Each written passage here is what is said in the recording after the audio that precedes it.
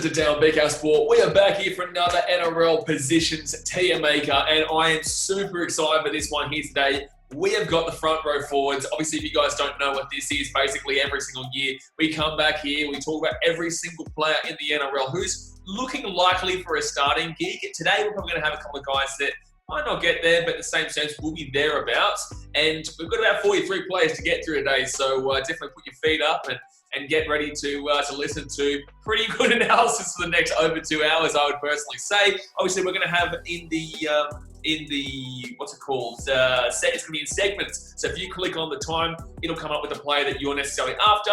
But again, see if I can just sit down and watch all of them, because I'm excited for the rugby league this year. But obviously, we're not here just by myself. We have a different person on every single time. But we do the Random Stats Guy back again here for the front row forwards. How are we doing, champ? Great. Good to be back, I guess. Love doing the second rowers, keen to dig into the front rowers here. Yeah, absolutely, man. Obviously, I said to you that I thought this would be great for you to get on as well, because with second rowers, we went for ages and I loved it, and it was good to see all the stats. But the thing is that with front row forwards, there's even more stats that are relevant in my personal opinion. I think that, as I was saying to you before, like with second rowers, it's very easy to see what they do because they're more exciting, they're more kind of bang for your buck kind of deal. But when you get to the front row forwards, a lot of the things they do go relatively unnoticed in my personal opinion.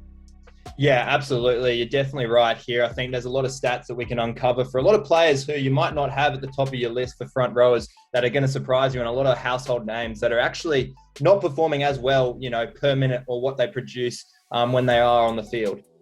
Yeah, absolutely. Well, that's what I found out with Kevin Proctor. I was like, I like Proc. I'm a Titans fan. I was looking forward to it. And that one didn't work out well. And that's why it's good that I have other people on here as well, because I even learn something new every single time, which is awesome. But obviously, guys, elite quality, do the job, not that great and unproven. We will be putting them in their respective categories. You will disagree with us, absolutely. I'm guaranteed you will disagree with this. You'll have someone in elite who we may have had not that great, or you'll have someone in not that great who we may have had in quality. It just is how it is. So just comment below respectfully what your thoughts are, and let us know what you would have done. Obviously, I'll leave the link to the team maker that I created in the description.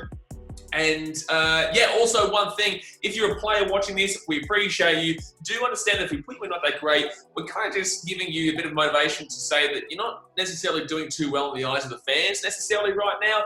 We know that just because you're in the NRL, we know you're a quality player, you're a great player, and you might be better than Random Stats Guy. You're not better than me, but overall, I'm joking. But overall, you're much better than pretty much everyone else in Australia. We understand that, but we just are saying that compared to the other guys right now, you've got a little bit of work to do. So knuckle down in 2022, son. Get into it. We believe in you.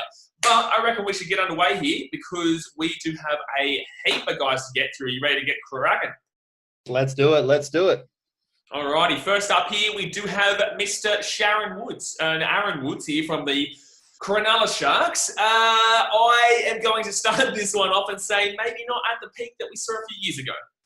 Yeah, absolutely. And we've seen him start to drop off a fair bit, definitely in that not that great sort of category from Woodsy, which is a shame. I mean, tackling, he's really low at. You got his average, it's just not a really good scope of field at the moment for Aaron Woods. I think he's going to the Dragons now. He's not at the Sharks anymore. I completely forgot about that too. Yeah. Absolutely, starting a new turn. So this will be huge. But for me, I think he is past his prime that he was back in mid-2010s. So yeah, he's definitely in the not that great category.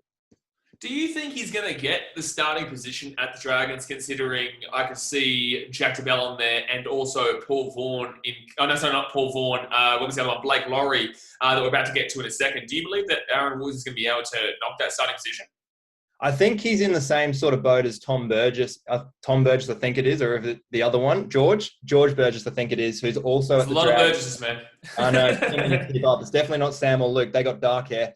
But yeah, definitely it's going to be a tight contest for front rows. They've got really healthy competition, but these players are not going to produce the same sort of minutes as your star players. So I think for Woodsy, he's going to start off the bench. Injury might come. He may be able to prove himself as well off the bench. It's a new turn. When you go to a new club, you don't know how they're going to play. Can Hook get him back on the straight? I don't know. But I think at the moment he's off the bench.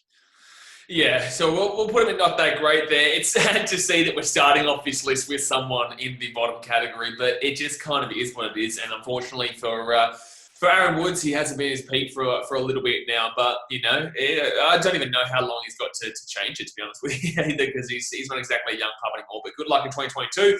Next up here, we move to Addin Fonua-Blake. Now, this is an interesting one because I think he is absolutely unbelievable, and I would make an argument for elite. However, a lot of people might not realise how good he is because of the injuries that he's been facing recently. Yeah, I think this one for me is a no-brainer. Definitely quality player. I think he's really underrated because we haven't seen him on the field that much. I think perfectly in attack, he's really good, but also in defence, what he produces, he's the third best front rower out of the list of players we've got per minute in defence. So there's definitely plenty to love about Addin Fonua-Blake. Hopefully he stays on the field for the Warriors because I think he can do really well. But for me, I've got him around that mid-range quality, pushing elite. You got mid-range quality. Mid-range quality. I don't have too many players in my quality, by the way. Oh, okay. Yeah, look, I think I could probably agree with you. I think last year maybe I should drop him down to quality there as well and agree with you there because last year I think I argued, I think I did this with Clarkey maybe, and I think he wanted to put him in elite and I wanted to put him in quality at the top end. And I could probably put him there because I think I know who I'm going to be putting into the elite here. And there might be a bit of a gap. And I think maybe the injury to him last year would hamper down on that kind of ability to potentially go into the elite as well. The Warriors, they're in Struggle Street Central right now. Maybe this year things might be able to change with Shawnee Johnson and Ash Taylor there. But in the same sense, they've got a lot of problems. So we're going to chuck him into quality for now. Yeah, I'm happy to chuck him the quality. I mean, his attack, believe it or not, is actually not his strength. It's actually his defense. His attack, he's averaging around, per minute, he's 31st out of the 43 different front rowers we got there. So for me, yeah, I'm happy to put him around that quality level. Yeah, I have noticed that. I think it's actually very visible as well that his attack isn't exactly unbelievable, but his defence is where it's at. So, we'll chuck him into quality, and a lot of people might argue elite, a lot of people might argue quality. There's no way you could put him anywhere lower than quality there. Next up here, we do go back to the Dragons, and it is Blake Lawrie. I think we put him in not that great last year, to be honest. Yeah, I think for me personally, I think he's improved a lot. I think definitely in defence, he's the fourth best defensive front rower that I've got here in the comp, and that's combining all the defensive metrics together to see how many, almost in the sense of Supercoach points is how I've kind of monitored it, and he ranks fourth for that. So I've actually got him in do the job. I think he's a quality defensive player. Absolutely. Attack, probably not so, and you can see that with his try scoring rate. I think it's him and Alex Twell, the most games without a try. I think he's now up to 80 games or so. So hopefully he gets off the nudie run this year. But yeah, for me, I think he has upgraded into the do the job role, and I think he's been going to be the premier front rower for the Dragons this season.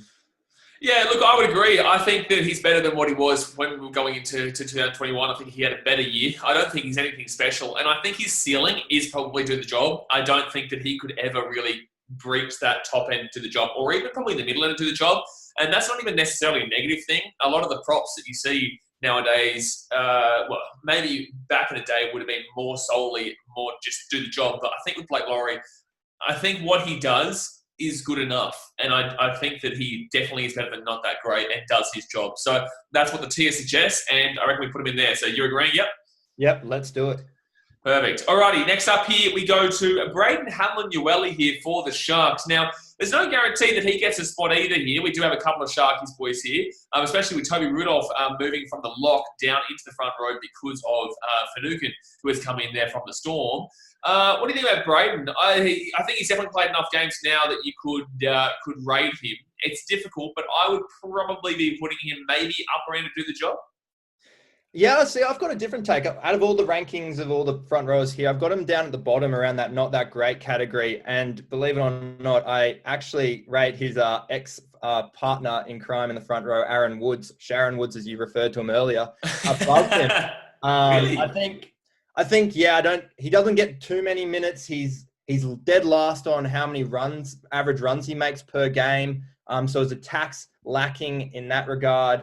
And then obviously you got him defensively. He's a bit more stronger, making around that eight, like he's 8 for the best tackle efficiency. But personally for me, he doesn't really get around too much on the field when he does get on. So for me, I got him in that not that great category.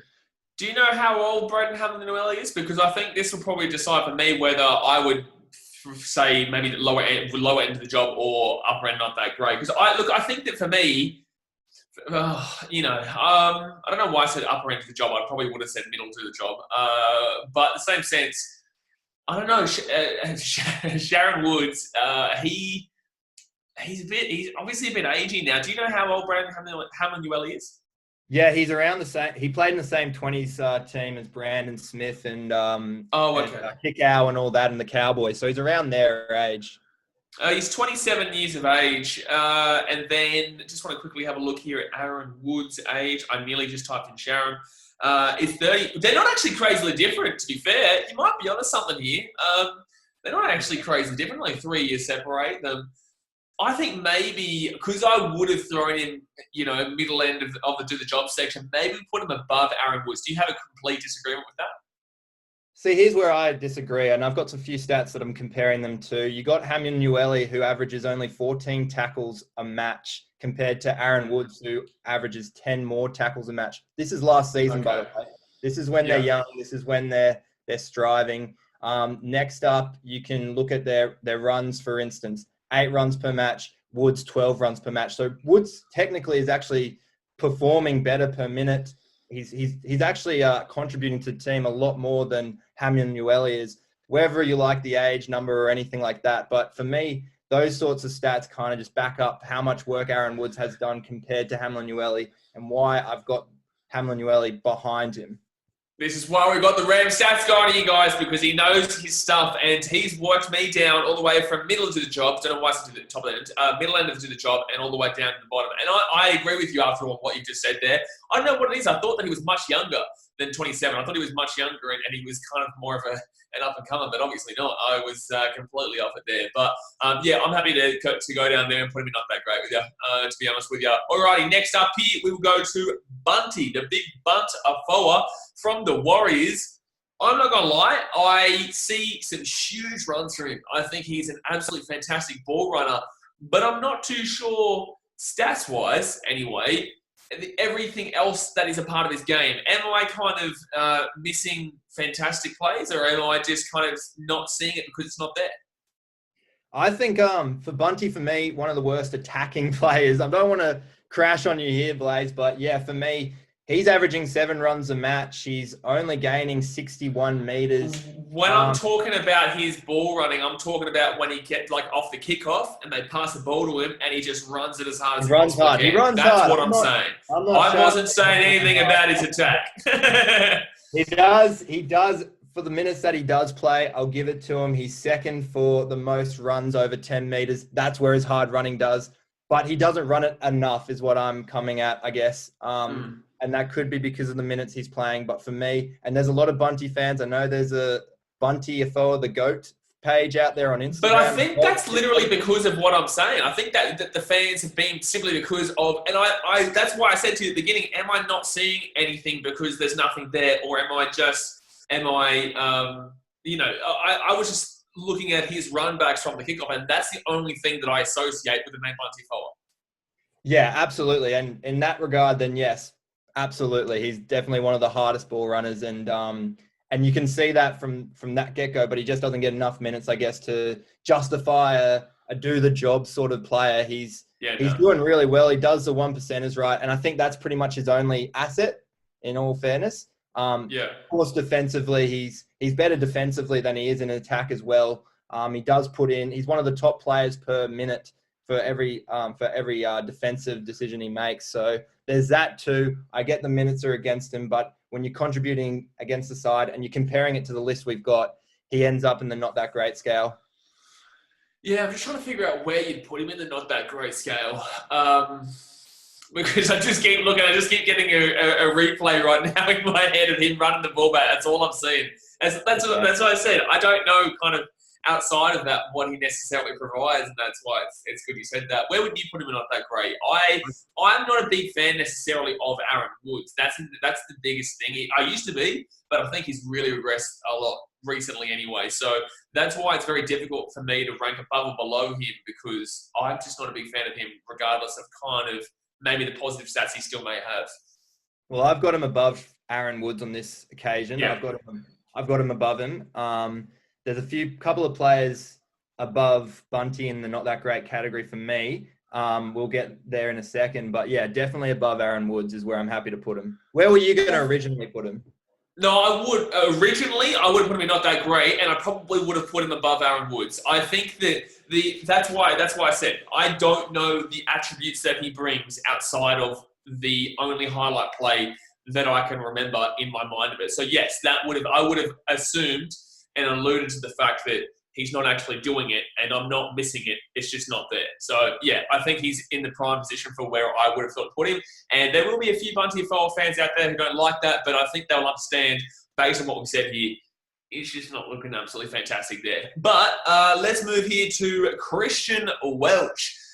This is an interesting one. I really like what Welch does, and I would be definitely putting him upwards in the top areas. I'm not necessarily saying elite or quality. I'd probably more so argue with quality, though, because I know who I want to be throwing into elite, but I would definitely be arguing for quality with Christian Welch. Yeah, absolutely, and that's exactly where I've got Christian Welch. I've got him in the quality, obviously below Addin Fonua-Blake in that situation. But he's the seventh best attacking front rower in the comp, 6 per minute. So he even takes it up a notch when you really break it down to that nitty gritty. I think that he's absolutely, what he brings, not only in attack, but also mentally, and what he provides to that Storm side. He's a real leader. And for me, he gets the tick of approval into that quality. Absolutely. Yeah, I would definitely put him below Addin Fonua-Blake, because, like I said, I could even argue Fonua-Blake into the bottom end of elite. But yeah, Christian Welch is, and I think that for a lot of people as well, they don't really understand the stuff that he puts in. I think he puts in so many unearned credit work that really benefits the game for the Melbourne Storm. And I'm looking forward to seeing him again, man. I love watching him play. He's so underrated, man. But let's move on now. Oh, what were you going to say? I was going to say that this one blew me away, that he's second in the game for front rowers for offloads. Second most offloads. Wow. I didn't even think that. I didn't even think how good his attacking game was. I thought he was more of a defensive player, because you don't see him obviously make those breaks. But yeah, absolutely Welsh. He's underrated. Obviously, he's got the Queensland jumper. He probably should have an Australian jumper to his name. But yeah, great player. Well, mate, when you're Australian, you've got all these players. Like, it's always going to be so tough, because when there's players like Christian Welch who can't get in, you know there's some really good talent there. But let's move on now to Coen Hess here for the Cowboys. Now, it's very unfortunate for Coen Hess, because he used to be one of the up-and-comers in the game. He used to be one of the better players in the game. And I dead set think he's regressed so significantly that I would be putting him at the top end, not that great. I would listen to an argument about do the job, but I'd put him at the top end and not that great. Yeah, see, I've got him around in between Bunty and Aaron Woods here, and not that great. I think this is a big year for Coen Hess. He's coming into front row now. He was on and off with second row, front row. I think front row is going to suit his game a bit more. His attack needs a lot of work, which you wouldn't think of. He was scoring tries at will at the very start of his career, and now he's really, as you mentioned, digressed from there. But defensively, he's still got that defensive nature. He was 17th ranked out of all the front rowers, so he does have a bit of mongrel still in him. He's 9th for the most amount of tackles of any front rower last season, but second for missed tackles. So he definitely felt it coming back into the middle. So for me, I've got him at that not that great end. Whereabouts would you have him? I would. The only reason I'm just because you said between Bunty and Aaron Woods, I'd personally put him above Bunty, just because he has got that rep football to his name too in the past that shows that he obviously can get to that level. He played for Queensland twice, didn't he, or 3 times? Yeah, absolutely. Yeah, a few times. Yeah, I think I'd put him at the top end and not that great above Bunty, simply because of that history that he has there. I still think that he could get back to it, but I can't guarantee that he will get back to it. But I just think because he's got that higher ceiling with the fact that he has played that rep is why I'd put him above Bunty. Yeah, absolutely. I think Bunty Afoa for sure. I'm happy to have him above Coen Hess. I think Coen Hess is digressing and will coming down a bit. Oh, sorry. Wait, did you say? Hess above. Yeah. My bad. I'm losing the plot now.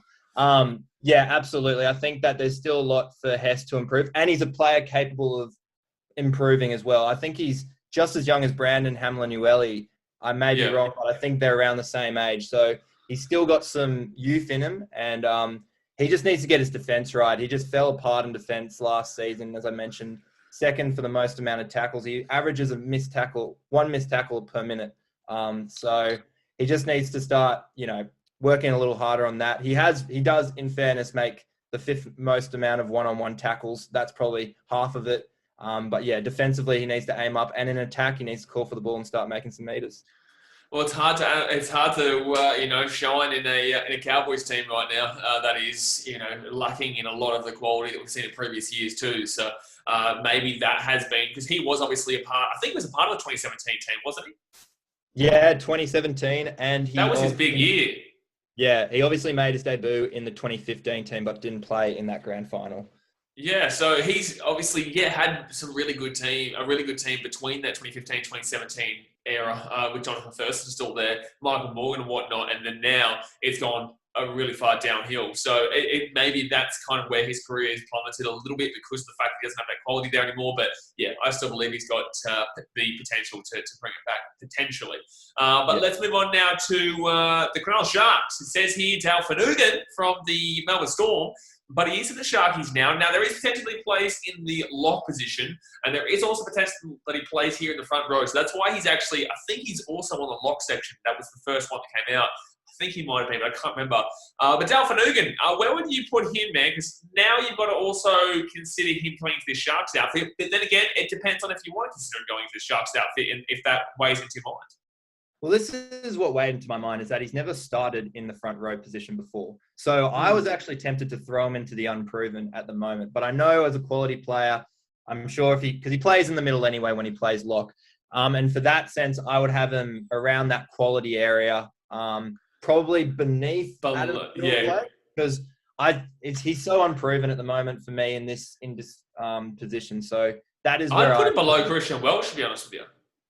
That is fair. I think Welch obviously has a wealth of experience in the front row compared to Dale Finucane. And, it'd be really interesting to see how Dale Finucane plays with the Cronulla Sharks, because I've heard from Craig Bellamy, he's the first player he picks in a team that had Cameron Smith.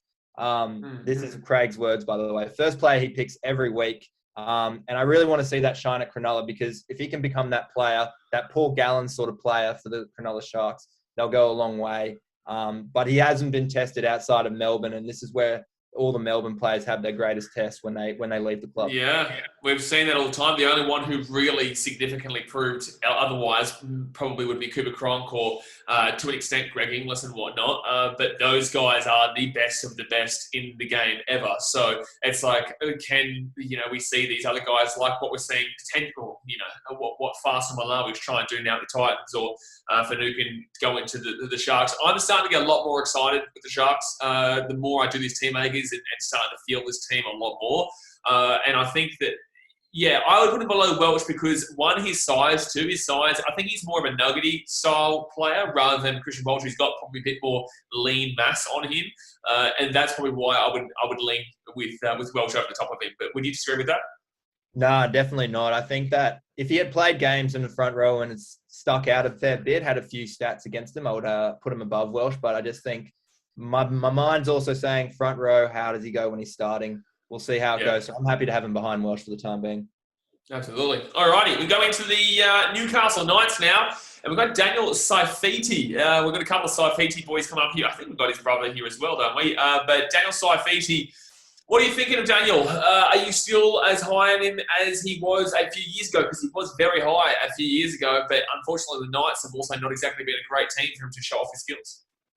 I think he's still a quality player. I've got him in the quality zone, just above actually Christian Welch originally, but I'm happy to change it up. But he's 10th in attack. Obviously, Christian Welch was around 7th in there, but he also brings it in defense, top 10 for both out of all the front rows. So he's got a really good mix of his game style, where he's really proving in defense and also being an absolute menace in attack, which, all the rugby league pundits love to see. So for me, I've got Daniel up there in the quality zone. I would personally agree with you in regards to being above Welch. I was originally going to say below Welch, above Finucane, simply because Finucane hasn't exactly been proven into that front row forward spot yet. But I think maybe the attack does I know we spoke about Welch's attack being quite quality before, but I think that with Saifiti, although he's in a really struggling team, like I actually give that as a positive to him in the sense that they're not winning, but he's still having fantastic performances individually. I remember a game last year, too, I think it was against Manly, where he had an unbelievable game, and they won by, I think it was 1 point or something like that in Newcastle. I think it was Daniel Saifiti, but, he's just such a good, I just love the way he plays. A good leader as well. Maybe not exactly the beefiest forward you're ever going to see, like a Fonua-Blake kind of body structure, but he's just so tough. He's just so damn well tough, and I love that there for the Newcastle Knights. So I'm really hoping that he can do it again this year. Knights are going to have an even tougher year, in my personal opinion. So are you happy to put him between Fonua-Blake and Christian Welch? Yeah, absolutely, definitely. I think third in runs, fourth in run meters. He puts it all out on the field. Absolutely. Alrighty. Next up here we go to David Klemmer. He's not at the Knights anymore, is he? Or is he still the Knights? He's still at Newcastle. He's still kicking. I'm not too sure how long he's got left there. Age and also whether it's almost time to ride into the sunset. Yeah, left there in general, like whether it's NRL or the Knights, to be honest with you. Exactly, yeah. He could be anywhere else. For me, personally, I think got him right at the top of do the job. I was weighing up quality or not, but just looking through his statistics defensively, he's become a more defensive strong player. He ranked 12th there from under my defensive metrics, but I think for me, top of do the job. Yeah, I put him top of do the job. I think quality would have been a couple of years ago, especially in his New South Wales heydays when, he was a menace for the Blues. Obviously, I'm a Queensland fan. I know all about how much I disliked David Klemmer with a passion. Like a passion, I dislike this man. And that's good. That shows you how quality a player is. If you are the opposition and you dislike that player, it's usually because they're pretty good and they're creating a situation for you that you don't like. And with Klemmer, that's the type of style he is. He's like in hockey, that guy you send out there just to punch on with the opposition. Like there is literally, for people who don't know this, in ice hockey, there's literally a position for you to get a guy, send him out there to punch on with someone because he's, causing a ruckus with one of your better players. So for me, I attribute David Klemmer to a lot of that. I put him at the top end to do the job still. Maybe doesn't have too many years left in him, but I would still not be upset if I had him on my team. Yeah, absolutely. I think that's agreeable. He's first for runs out of all the front rowers, second for run meters, and he tops the list for the most runs over 10 meters. So each of the runs he carries, he's top of the one for running at least 10 meters or more when he takes that carry. So definitely top of the do the job list. Alrighty, let's move on now to Emre Guler here from the Raiders. I'm not going to lie, I don't know a great deal about him. So do you have any stats on him? Because was last year his first year in the game? Or has he been around for a little bit? He was a part of that 2019 Premiership runner-up side. Yeah, him and Bailey Simonson, one of the young guns in that team, but he was definitely there in the golden years for Ricky Stewart's men coming off the bench. This is a player who doesn't get too much game time, as you alluded to, but he's still, for me, he's a do-the-job sort of player when he does come off the bench. He's not that great player. I think that he's got a lot of potential, and when Papali'i steps aside or whoever they lose, he can fill the spot in the front row for the Raiders. So for me personally, I've got him up there. I'm just trying to look for the best stat where I can prove how good a player Emre Guler actually is, because I know there might be a few people saying, well, you've got Aaron Woods, Coen Hess, and Bunty Afoa on that not that great list. You telling me that Guler's better than him? I just find it crazy that I haven't really noticed him. I find it crazy because as everyone knows you, I watch every single game. Like I stream pretty much every single game, and I just find it so crazy that he's been there for literally over 3 years, and I haven't, like I've seen him, I've seen his name there, but I've just never noticed anything coming from him. Yeah, absolutely. And I've got him like average run meters. He performs much better than Utoi Kamanu per minute. So when he's on the field, this is per minute. I'm going to base him off per minute, because if I do him by normal time, then he just gets blown away by other players who spend more time on the field. So he's 6 for that in the whole, out of all the players in the league. He's in the top 10 for the most runs over 8 meters when he takes a carry. He's also in the top 10 for line breaks per minute as well for front rowers.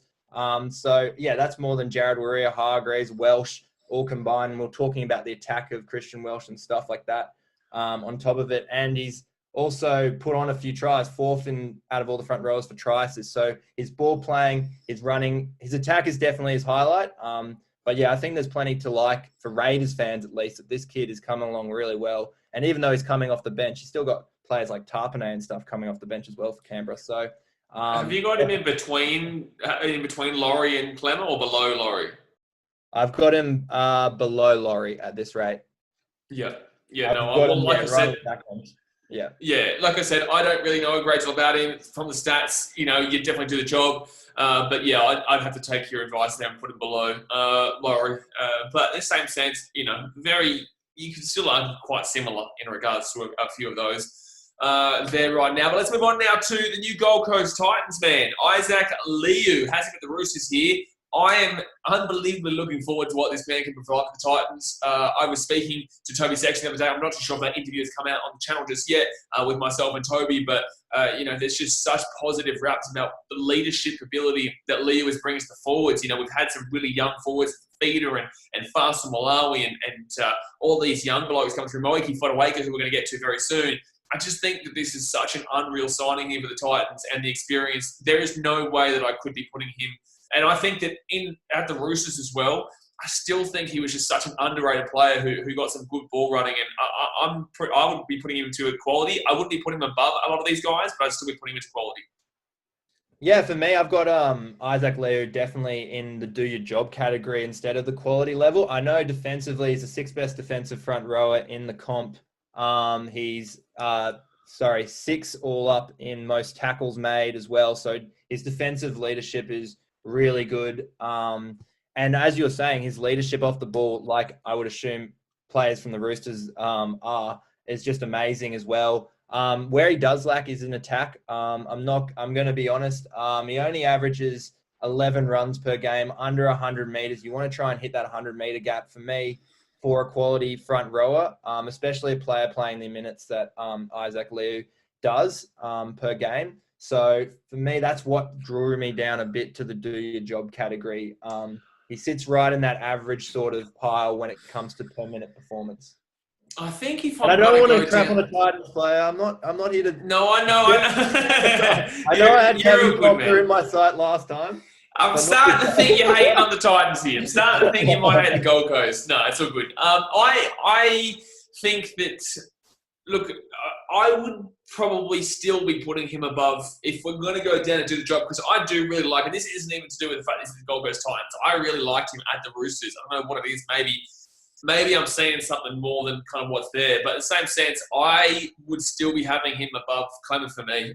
And I think that you're going to see this year with the Titans as well. You don't even necessarily, I think maybe I'm also thinking about what he's going to do this year, because the fact of the matter is that the Titans, we're not probably going to be looking at Liu for his attacking anyway, because you've got a Fafita, you do have Fast Malawi, you do have Moeaki Fotuaika, you do have all these big boppers there that are really able to get some good attacking meters going and attacking players going. So I think maybe I'm thinking about the fact that he's going to come in and really shore up the experience on the defensive side as well with this Titans team.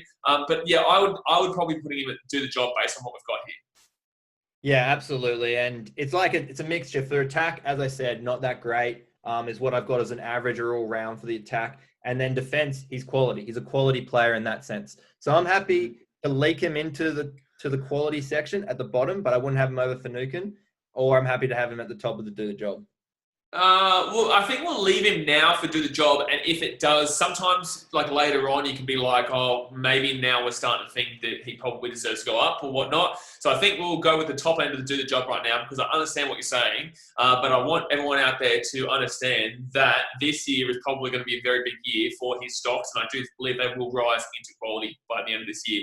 But we'll come back to him potentially later if we feel like it's necessary. Next up here, we do have Jack de Belin. There is potential that he can get the 13 role there at the Dragons, but he is actually predicted to be in the starting forwards here. What do you think of JDB? Obviously, his career has been hampered because of situations that we're not speaking about, but he's not maybe at his peak where he was a few years ago, but in the same sense, he still has the ability to be such a great player as well. I think he's on the comeback here, JDB, and I know he's had his own personal issues to deal with outside of the game.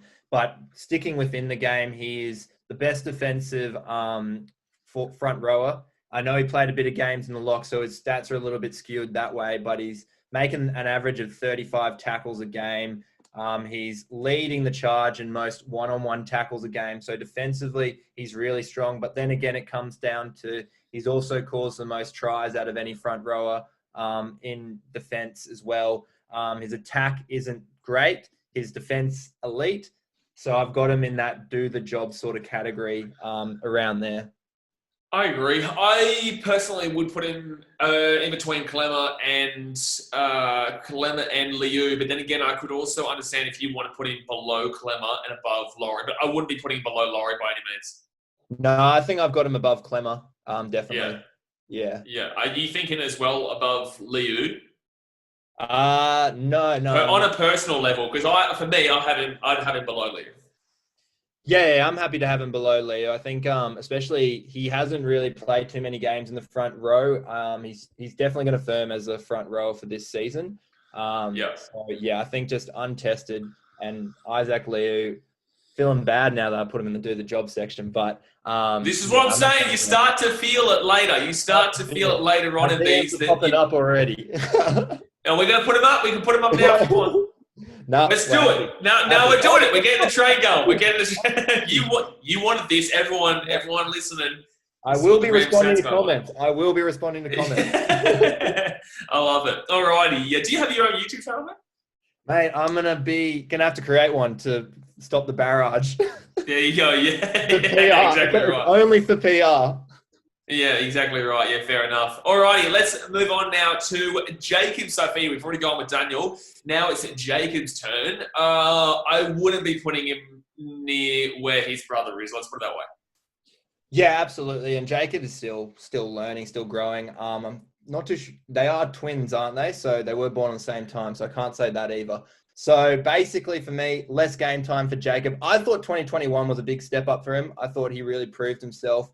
And it showed him and Daniel starting and David Klemmer reduced to the bench. But for me, I still got him below David Klemmer in that instance. I got him at the back end to do the job. So I even have Emre Guler above him in that sense. I think attack defense is all pretty average. He's down around that. He's below average in all the stats in that sense. So for me, I'm going to have him in do the job below. Yeah, I checked it out. They're both 25, which is crazy for me with Daniel Saifiti. I actually thought he was older. I didn't realise that Daniel was as young as he is. But yeah, I would be putting. I still have him into the job, but in the same sense, I feel like a lot of people are going to argue and say Coen Hess probably has more potential than what Jacob Saifiti does. And I think that a lot of people will say maybe Coen Hess should be above Jacob Saifiti. Would you agree or disagree on that? And that's why it's so difficult in regards to the fact that we do have Coen Hess in the top end, not that great, but in the same sense, I still don't think Jacob Saifiti should be. But would you put him around that area? I'm not so sure. Yeah, absolutely. It's definitely a good question. I mean, in terms of the player group, Jacob runs it 11 times. Hess runs it around 8 times. Hess's meters are much lower than Jacob's as well. Jacob's almost averaging around 100 meters, where we see Coen Hess is really around the 70 mark. So for me, I think Jacob Saifiti, attacking wise at least, just looking at this, is a better player than Coen Hess. Defensively, Hess has got him covered. I did mention Coen Hess's defensive prowess when we were going through his stats. So for me in attack, I'd love to see Jacob Saifiti. He runs 30 meters more than Coen Hess, and I think probably gets less game time than Coen Hess in the 2021 period as well. So for me, definitely have Jacob Saifiti. In fact, actually, Jacob Saifiti played 200 minutes less than Coen Hess, but still averaged so much higher. So there you go. Well, there you go. That proves it. So we'll put him at the bottom end to do the job, but yeah, we'll put him above Coen Hess there. I like that. Next up here, we do go to, for me, our first elite player on the list, and that is James Fisher-Harris. This bloke is young. This bloke is talented. This bloke has got just sheer brute ability, and it's just amazing to witness with his pace as well for a front row forward. I love the way he runs. I'm so excited to see him build with his Panthers team, because this entire Panthers team is so young, and I have to have him in elite, mate. Absolutely, and he scares me. He gives me nightmares, James Yeah, he Fisher-Harris. does. He's definitely in my elites category. Mate, his attack is just absolutely unreal, and he runs the ball constantly. He's in the top 10 for most runs over 8 meters. He averages at least 10 of his runs, 10 of his 14 runs that he averages per game is over that 10-meter mark. So he's making meters. His offload game and his line break assists are also in the top 10. So don't rule him out here. He's setting up tries as well. And that just scares you because you don't know what he's going to do. As a defender in the front row, you're already fatigued. You don't know if Fisher-Harris is going to pass it or roll over you. And I think that's a great asset to his game. Obviously, he can pick up in defense, but, mate, he is one hell of a player. And I can't believe how young he is. You look at him and you go, he could be my dad. No, probably around the same age as us. I think, well, because I'm 27, I think he might be actually younger than me. I think he may, which is ridiculous. Which is actually, I actually think that's ridiculous.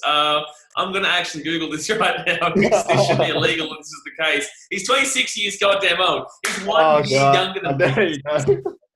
I can't believe this. This is ridiculous. So, yeah, this guy is just, it's stupid. It's stupid how good he is and the ability that he potentially can possess into the future. And that's why the Panthers are so lucky to have locked him up. And, best of luck to him because he is just unbelievable ability there. But let's move on now to James Tamou, an ex-Panther. Maybe not at the same level as James Fisher-Harris there. I don't know where you're going to rank him. I feel like you're going to give me a stat that potentially can put him not that great, but I'd be putting him into the do the job section. Yeah, and that's exactly where I'm going to take you. I'm going to take you into that not that great category. I knew it. I called it. I did call it. I called it. You knew that I had something. You knew that I had something. James, I think he's definitely past his prime. He's not running the ball that much. He's actually in the bottom 5 players of the front rows list we've got for runs. He does contribute a lot. Obviously, his game time's dropped as well. I understand that. So per minute, he is still 4th for front rowers, but he's just not contributing too much in attack. Defensively, he's a bit better. And that's probably what he's doing as you get older, you got to start to prioritize where am I going to go hard at, defense or attack? And I think the Tigers actually need him in defense. I think they've got. Well, it's fast anymore, so you may as well focus more on the defense. Yeah, absolutely. And in that sense, he's averaging around 22 tackles a game, running the ball 71 meters, which for his age is all right. And per minute, he does do all right. But for me, I think in that sense, and what he brings as a captain to the Tigers, I think the Tigers need him. I think it was a good buy originally. A lot of people said, well, he's past his use-by date. Who's buying off milk for the Tigers? It's not like that. I think he's still got it. I think that he is essential. He is on his last years, so English Super League's probably calling him up now around this age. So I do have him in that not that great category. But I'm happy to slide him in to do the job, but he'd be at the bottom. No, I'm actually going to probably think to put him above Bunty and below Coen because of the fact that Coen is 27, as we saw before, and maybe has that ability to. He's still got a few years left in him potentially if he's good enough. So I would argue Tamou below Hess and above Afoa. I'm happy. I can take that. Yeah, I think the experience for Tamou probably keeps him up there. And like I said, I still think, and this is why it's relatively harsh to have players not that great, because I still think that James Tamou probably does do his job for the Tigers. But in regards to this list, we're actually comparing them, and that's why probably I said the job, because I do think he does his job okay, but comparing to the players we have on this list, which is what makes it difficult. Will you agree? Yeah, absolutely. And we're not here saying sack all these players in the not that great category. All these players actually do their job. They've probably got a completely different job where they hate to take it down a bit. And they're only. I might be saying sack one of these players in a second because one of them has me blocked on Instagram. But we'll get there in a second. All right. We'll get there very soon. What's this? Sorry. I know it's emotionally charged here. There's no stats that can pull them out.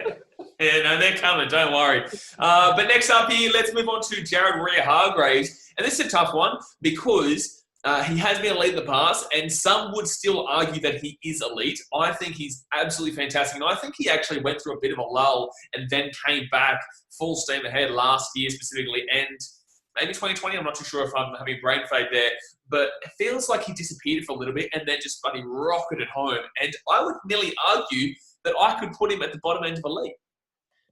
I'm got him at around the bottom end of quality, but I know that what he has proven is unbelievable. I think Maybe as you he's. said, sorry, what were you saying? No, you go on, you go on. I was just thinking maybe his age for me might take him top of quality, but I definitely have him above bottom of quality. Yeah, absolutely. And he's one of the longest standing players. I don't think there's many players who was kicking around when he debuted back in 2009. But still, top 10 for runs last season, top 10 for run meters. He's ageless. He's the same age as James Tamou. He's third for runs over 10 meters. So every carry he makes, he runs over 10 meters. That's more than James Fisher-Harris did in his average runs per game. So Jarrod Waerea-Hargreaves, absolutely, probably in the conversation for elite. I think he's past his prime, so I've dropped him down a bit to quality. But in attack, he is really good. I think defense, and as I said about James Tamou just before, he's got to prioritize which one he's going to take. He's fourth for missed tackles. He's only making 25 tackles a game, which is still a lot, especially for running 134 meters as well. I remember in the second rowers, I said that the triple double for a front row would be like 10 runs and 30 tackles around that end, and he's doing that. So for me, I would have him around that quality area. I don't know if elite is probably necessary for him, especially with the front rowers I've got in that section. Would you, if you were to go as high as you possibly could, would you be thinking above Addin Fonua-Blake or above Saifiti? I probably wouldn't want to be putting him below Saifiti. Yeah, I think above Saifiti, in between. I think Addin Fonua-Blake. Oh man, they're two of the scariest prospects to think when they're running at each other, mate. They go full steam. And to prioritize one is killer. But I think I would have him in between Addin Fonua-Blake and Saifiti. Yeah, I'm happy to drop him down to there. I'm happy to drop him down there. That's still, very high.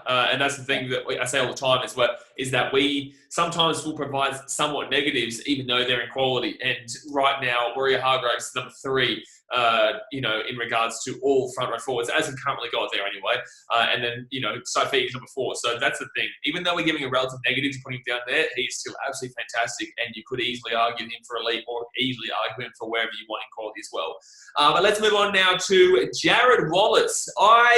Now tell me again that you don't have anything against the Titans. Tell me, because I know you're going to tell me that he's not that great, and I know why you're going to say it. I like him just for the Titans. In the same sense, I definitely don't know. He's definitely not his peak anymore, is what I would say.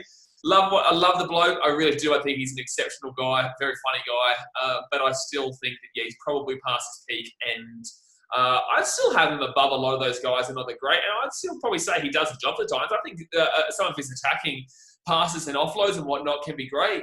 It's a difficult one for me to rate, I guess, because he's a player from my team. But give me your speech about why you think the Titans have a not that great forward right now. How did you know that I was going to say not that great? Because I'm not. I'm going to surprise you. I'm going to say do the job, and he's above Lawrie. I'm going to put him in the Klemmer. There you go. I'll give you one smile tonight, and that's it. I'm pulling it after that. But Jarrod Wallace in attack, he's actually severely underrated. I know he doesn't run that much, only 9 times.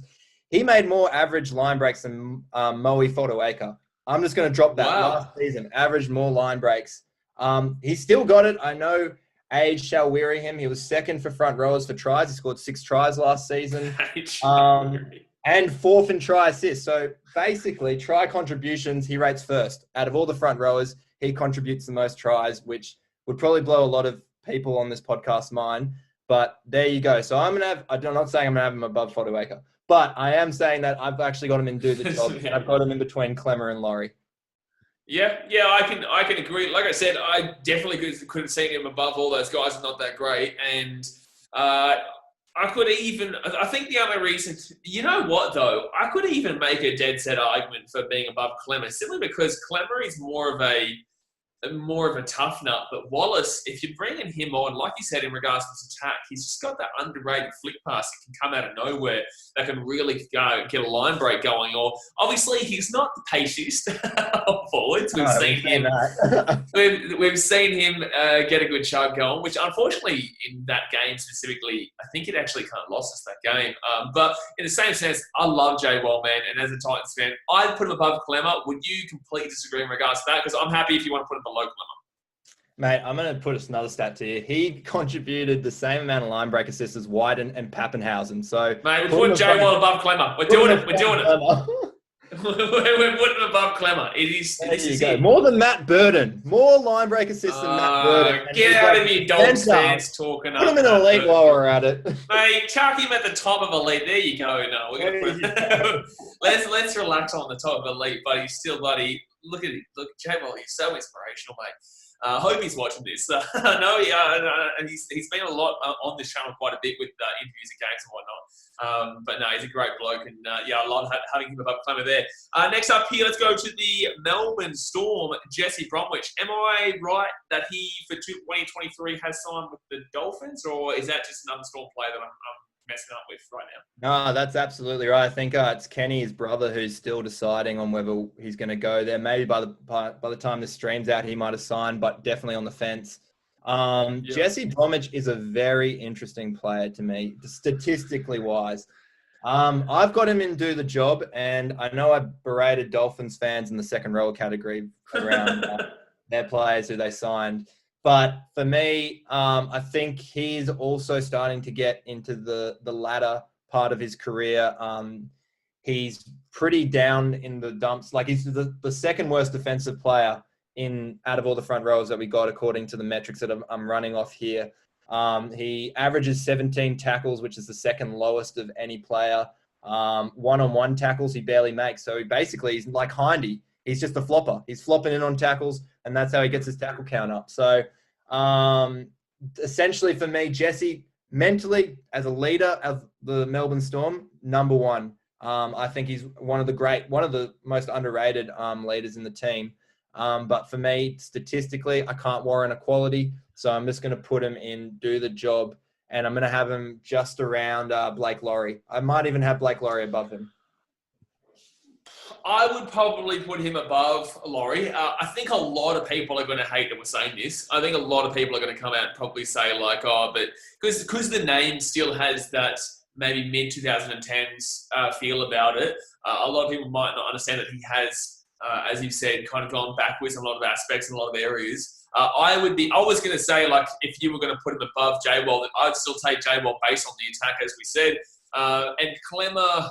Look, I don't know. I'd probably take Klemmer above Jesse Bromwich. It's so difficult because his name is attached to being very quality from previous years. But I'd be happy to put him above Blake Lawrie. Is that what you said too? Yeah, just around there. Yeah. Yeah. All right. So we'll chuck him above Blake Lawrie, below Klemmer. You watch the comment section there. If you disagree with us, guys, feel free to jump into the comment section and let us know kind of why you think we were wrong.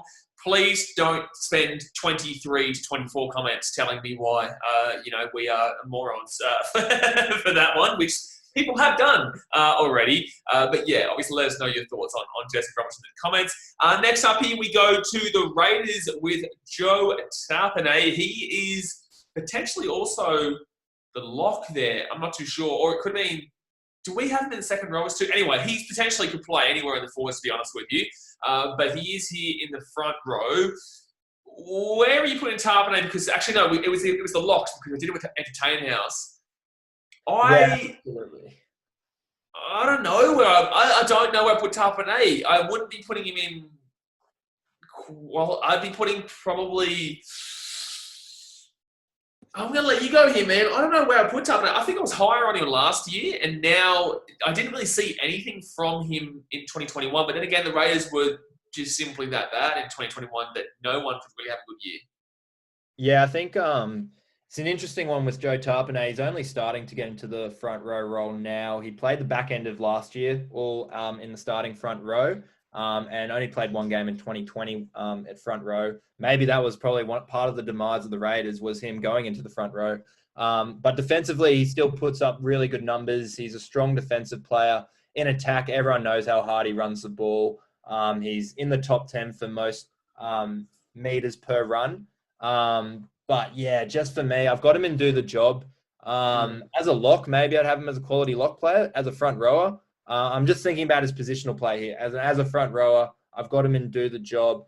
I'm just thinking where I would put him. I think that the middle figure right now that we're all looking at every single time is probably around that Blake Lawrie as the middle man where we decide whether he's above or below. Basically, the Braden Hamlin-Uele of the front rowers. Exactly right. I would definitely, I think I would have him below Bromwich and above Blake. I agree. Yeah. No, I agree. I think Blake Lawrie has a lot to prove this year. So I think maybe this year he might go above. But then again, I think Tapine has a lot to prove this year, so he might stay above him and might even go above Jesse Brom based on the age factor. But I think that's probably fair. Lawrie hasn't exactly proven himself just yet anyway, and neither is Tapine. But there's probably a bit more, I guess, pace to the game of Tapine that might benefit him a bit more. So, I think we'll put him above Lawrie and below Bromwich, but it'll be interesting to see how they go in 2022. Next up here, we go to the Cowboys, and it is Jordan Mclean. Another Cowboy that, look, for me, I don't know if you disagree with this, but I'd probably put him towards that not that great section. Yeah, I've actually got him above Coen Hess here in that not that great section, like the top of the pile. I think for me, he hasn't really, shown much since signing with the North Queensland Cowboys. A player from Melbourne who got lost, who I thought, because as a Cowboys fan, I'll self-confess it now, I thought that perfect. We got Jordan Mclean, an Australian front rower, New South Wales, perfect. And then ever since the signing, I think it was in 2018, Thurston's last year, because I thought, we go back-to-back premiers. We made the premier without Thurston. Now we got Thurston, McLean. McLean's going to be great. I don't think he's shown potential. The stats back it up. In attack, in defense, he's ranking around that lower average. He's making around 22 tackles a game, which for a player his age is pretty decent. But then you got him in run meters and stuff like that, and you're looking at, below 100 meters, but he is taking the ball up 10 times, which is also really low. We're looking around the average sort of mark of carries for a front row. We're looking around that 12, 13 mark. So anything below there, you've got a below average worker in the attack range. And for me, he's below 25s for tackles, 13s probably around for attack for runs, and he's below both of them. So for me, he's not that great compared to the front rowers ahead of him. Yeah, I agree. I'd put him in not that great at the top end. I think that he possibly could be argued above Jacob Saifiti, who we have at the bottom end to do the job. But in the same sense, I agree to put him there at the top end, not that great. And maybe things might change this year, but the Cowboys are still in probably. And you're a Cowboys fan, as you said, you're probably in for a relatively tough year again here. But then again, as a Titans fan, I can tell you, I've experienced it, so I know how you're feeling. Next up here, let's go to Josh Aloiai. Now I said to you that obviously there was one player who blocked me on Instagram. Now Josh Aloiai has me blocked on Instagram because I kept tagging him, telling him to fight like a man in regards to that Paul Gallen fight. And actually, what was it? I think he did 2-minute rounds or something like that, and it was 3 rounds or something like that. Anyway, long story short, he blocked me because I called him a little girl. And I would probably, I don't know where I'm putting him here, whether he did the job or not that great, but I would probably be putting him, where would you put him? But that kind of gives you an idea about where I'm thinking, though. And that's not me being biased towards the fact that he's blocked me, because I couldn't care less about that. I actually find that quite funny. But I don't think he does a great deal from what I've seen so far. Yeah, absolutely. I think for me, he's definitely around that not that great category. I actually had him below Coen Hess here, above James Tamou in that sort of area. Defensively, he's actually, his defense is his best. Average per minute, he's 4th for the most tackles per minute. And he's also 3rd for the most missed tackles per minute. So take what you will from that. He causes the most tries when he's on the field per minute as well. So looking at all the per minute stats, and then when you look at the actual statistics for real game time, he just doesn't rank up with there. As I said just before, you want to average 25 tackles. He's averaging around 20 per game, and he's running the ball a fair bit more than average, but he's not making those meters that you would expect from him. So for me, definitely down below, but he doesn't get too many. He's only played two more minutes than Bunty Afoa did last season. So I know he was injured for the majority of it, but we didn't see too much of Josh. Would you maybe argue, though, that he could potentially, based on the experience factor, throw James Tamou above him? Could that be an argument that you would listen to? I definitely think that Josh is younger, and in that sense, I feel like he's got more potential to fill. And I think he'll get on the field a lot more, and he needs to be present here for Manly. I think the front row really need to step up as well. Manly's a good team this year, and the Tigers aren't, let's be honest. So, Josh has a lot more room to improve as well with a good team compared to James, who is at the end of his career and also at a team that is predicted to come bottom four as per usual, potentially even wooden spooners. So, I think, based on those factors, you'd probably argue that Josh deserves to be above him. But, stop being a little girl, Josh, and block me on Twitter. But next up here, let's move on to... sorry to rope you into that one, by the way. That's all good. That's all good. One less follower. Oh, man. What was that, sorry? One less follower. Oh, well. Yeah, well, there we go. But next up here, we do have Josh Papali'i, the big fella from the Canberra Raiders. I'm throwing in a lead here, and I don't want to hear none of it in regards to being quality. Yeah, absolutely. And I'm not going to give you any of it. I think he's an elite player through and through. He's the second best player per minute. He obviously a few less games, just coming off the bench, I think, a few times in 2021, but his impact is second to none. I think he's a starting front rower to begin with. I know Ricky's an experienced coach, and I'm just a bloke who looks at stats all day. But for me, I think that he should be starting for the Raiders. He runs the ball hard. He takes up all the carries, but I think he's also got that game where he's starting to get a few line breaks. Like, he only carries the ball 6 times, but he's 6 for line breaks out of every player, and he's 4 for tackle breaks. So he's scary to come down. He's also scoring tries. There's plenty to like about Josh Papali'i and his offload game, 4th best in the comp. So take what you will. Josh Papali'i's an elite player every day. End of the story. Yeah, I would probably put him below James Fisher-Harris, though, because I think that Fisher-Harris is honestly, he would be the Grinch if we were going to compare him to Christmas in regards to he's just so damn well terrifying. He's going to steal your presents and give them to his bloody own children. That's exactly what Fisher-Harris is going to do. And that's just fair enough, to be honest with you. And I think Papali'i is probably more of a nicer guy who is going to beat you senseless, but also have a smile on his face. So that's why I'd probably put him below Fisher-Harris. But in the same sense, they're both just absolutely unbelievable. Would you agree with that fact?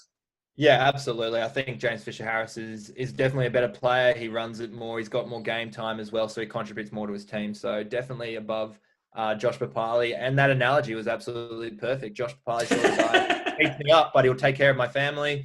James Fisher-Harris, I don't know whether he'd steal my presents, but I would knock on his door and give them to him anyway, just to avoid that. I think he wouldn't need to steal them. He'd just look at you and you just feel like, you know what? It's all good. It's all good. You can just have it, mate. Just you do you, man. You do you. But next time, man, we'll go on to Junior Paulo. Tough one. It's definitely very good. Very, very good. Unbelievable. Obviously, New South Wales. You could probably even make an argument for elite. A lot of Parramatta fans will probably hate me for even encouraging potentially the top end of quality section there. But where would you put? I would be putting him. Oh man, to be honest with you, I wouldn't be putting him above Papali'i, but I'd probably take him above I'd be taking him above Fonua-Blake. Yeah, absolutely. And this is a really scary stat that I found, that he was actually the bottom end for most meters per run. Wow. Per game, which is really interesting. He was 36 out of the 43 players we're going through. But for me, regardless, he's still a real attacking threat, top 10 regardless of what I said. Tackle breaks in the top 10. He's also in the top 10 for try assists, try contributions as well. And his offload game is the 3rd best. He averages 2 a game, which is really good. So for me personally, I definitely have Junior Paulo top of the range. I would actually have him above Addin Fonua-Blake. I think he is If James Fisher-Harris, Josh Papali'i, and Junior Paulo came to my front door, well, that's it. They can have the house and give me my keys. And yeah, I'm going to tuck them in. I think I'm moving to Mexico. I think I'm moving to Mexico through my front door. I don't think Mexico's far enough. I'm going to go to the next I don't know. I'm out. Probably, mate. We'll get interstellar travel getting on here. But, Paulo, unbelievable, dude. I've been putting at the very top end of were you saying bottom of quality or are you saying top of quality? Because I think top of quality. I think top of quality. Yeah, I agree. Yeah. Well, okay, let's move on now and we will go to Lindsay Collins. This is a difficult one because I see a lot of people talking Lindsay Collins up. Is it because I don't see him much or is it because, am I just crazy here? But I've never seen anything super special from Lindsay Collins. I really like Lindsay Collins. I'm not going to lie to you. I'm not saying that. I've never seen anything super special from him. That's what I'm saying. A lot of people have your opinion, and that's why I'm seeing something wrong here. Yeah, absolutely. And I understand that, but he is just absolutely what he gets through his work. And we're talking about a player who comes off the bench most of the time behind Waerea-Hargreaves and Liu, or Taukeaho as well, if he's starting as well. This guy makes the most meters per run out of any player in the competition, 1.5 meters at least per run, which is absolutely insane. He is just running amok. 11 carries are at least over 10 meters. And you wouldn't think from a player of his frame that he'd be making so many meters in that regard, but he's out there and he's running real hard. He actually has more 10-meter plus carries than James Fisher-Harris. So I really like Lindsay Collins. Where he can obviously be better, I guess, is in defense, but there's so much to like. Line breaks, tackle breaks. He's just killing the game in that regard. And I think when he gets his start, he can fill the role perfectly for the Sydney Roosters. So for me, I actually had him below, in between Fonua-Blake and Waerea-Hargreaves. Wow. Okay. Wow, that's high. I'll probably, and like I said, this is why I said there's something that I'm not clicking on here, probably because I'm just not noticing him off the bench there. So I'm going to take your word for it, and I'm happy to put him. Just because I feel like I'd probably want to put him below Waerea-Hargreaves, if anything, if we're going to put him up that high. But in the same sense, I'm not going to disagree with you because I'm going to admit to you guys when I don't know necessarily what I'm talking about in regards to an individual player. But in the same sense, I still want to put Waerea-Hargreaves above him. I'm happy to do that. I mean, it's it's a double-edged sword. Really good in attack, Lindsay Collins, compared to Jarrod Waerea-Hargreaves. Jarrod Waerea-Hargreaves actually makes more tackles than Lindsay Collins per game. So I think in defense, Waerea-Hargreaves, and then attack is Lindsay Collins. But then you've also got the experience, the mentality, and I think Waerea-Hargreaves trumps him. And if that's the deciding vote, then I'm happy to have him below. Yeah. Well, there you go. Well, you got him as high as you did, though. That's pretty high. That's pretty high there. So I'm actually really eager to see what the comments say about Lindsay. I'm interested to see how that one goes because I feel like he's probably going to be, like I said, very underrated. I feel like not a lot of people will have seen the same thing. I know a lot of people have seen what you're saying, and I know a lot of people are in my boat and my category where they're just like, I kind of don't know exactly what they're talking about, but I want to know what they're talking about, and that's why it's good to have you on here. Next up here, let's move on to Luke Thompson here for the Bulldogs. Hasn't been as good as, I guess, what people were expecting with the Dogs, but then again, that's because the Dogs are just that bad. Where would you have him? Because I find him incredibly tough to rate right now. I think for me, Luke Thompson is actually a really, really good player in a bad team, and you haven't been able to see too much of him. And most of the perspective of disagree. Don't disagree. I said don't disagree. Sorry. Yeah. Luke Thompson is that he's off to the Tigers. He's going off to another club. That's most of the perception. But he's an absolute workhorse. He's second for most runs. He runs the ball 16 times a game at front row. I know he's played a few games at lock as well. But he is running it over 10 meters a game, fifth for tries, fifth for tackle breaks. There's so much to like about Luke Thompson, not only in attack, but then you also see his defensive numbers. And he's averaging 31 tackles. So he's doing the double-double. Give him a triple-double if you want to, because he's doing it all with an insane tackle efficiency of 93%. He's 93%, wow. So 31 tackles a game, 16 carries a game for a front rower. Are you kidding me? This guy seriously underrated, and I really hope that his stocks go up with a much better Bulldogs side this year. So what you're saying is you want to put him into quality. Is that what you're saying? Like absolutely, that's what you're saying. I'm saying above Waerea-Hargreaves right now, in between him and Fonua. Because I want to yet again, to be fair, I probably would give you that in regards to Thompson over Hargreaves, and because I think that he is, and this is why I said don't disagree, not disagree. I said don't disagree, but I think that with the Bulldogs, he is a good player in a team that isn't good, which has prevented him from looking good to the majority. And I have said on a lot of my streams over time that he's having a good game, but the Dogs just can't seem to get anything going because their attack is so lackluster, which is not what necessarily a front row forward is meant to be getting for you. Yeah, they're meant to get the meters and put you up there, but when you're talking about attack in that sense, I'm talking about your halfback, your 5'8", your hooker and whatnot, your fullback, getting the tries and the movement going around, which is not what you expect from a Luke Thompson. So, I'd be happy to probably put him above. It's very high, but in the same sense, I'd be happy to put him above Waerea-Hargreaves with you, so I'll agree. Next up here, let's go to Mr. Marky Nicholls. We'll be at the Redcliffe Dolphins in 2023 with Wayne Bennett, but for now, is still at the South Sydney Rabbitohs. I know where I want to put him. I know exactly where I want to put him and exactly where I'm going to. But I want you to give the stats here because I know that a lot of people have obviously bitten into the meme of Mark Nicholls and may not know the individual statistics surrounding him. So that's why I'm going to leave the floor to you for a little bit to explain Marky Nicholls. Marky Nicholls, very interesting character. Obviously known to the GOAT to many Bunnies fans, all Bunnies fans probably. Maybe not anymore since he jumped to Dolphins. So maybe they're a little bit less connected now. But for me, you got to look at Mark Nicholls per minute. He's one of those players who comes off the bench mostly, doesn't have too much game time. And in that regard, he's actually in the top 15 front rowers in what he produces per minute. Particularly in defense, his average tackles per minute is up in the top 10. He's also top 10 for one-on-one tackles per minute. Obviously, when you scope it all together, though, and you put him against the average per game rather than average per minute. Comparison, yeah. Yeah, that's when he does drop, and that's understandable. He hasn't played too many minutes at all. So in that regard, I absolutely understand where they're coming from with that. So I've got him in do the job. I've given him the benefit of the doubt here. I didn't want not that great. I'm going to give the benefit of the doubt, and the GOAT status probably helped it a little bit too. I think he is the epitome of do the job too. He's one of those guys where it's like, he's never really... people are going to hate this because they're going to be like, oh, he's the GOAT, man. You're going to chuck him in a league, and they're going to take it too far. And then there'll be other people who are like, he's not actually that fantastic if you look at him from a non-biased perspective.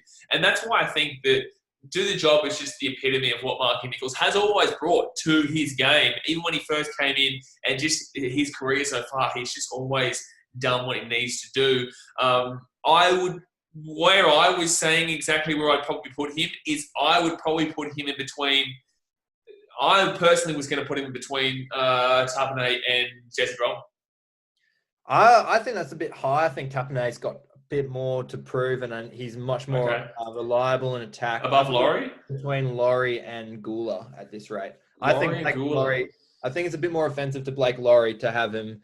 I think Blake Lawrie produces a bit more than I'm happy to put him above because below. I'm happy to put him below Blake Lawrie because I think that probably evens it out based on kind of us giving and taking so far as well. But in the same sense, yeah, look, I don't disagree. We've both had him around the exact same pretty much area anyway. He's only 2 spots different to where we had him, so it doesn't really matter. But we'll put him below Blake Lawrie there and above Guler. And I'm encouraging people to tell us how ridiculous we are in regards to not putting him at the top of the league.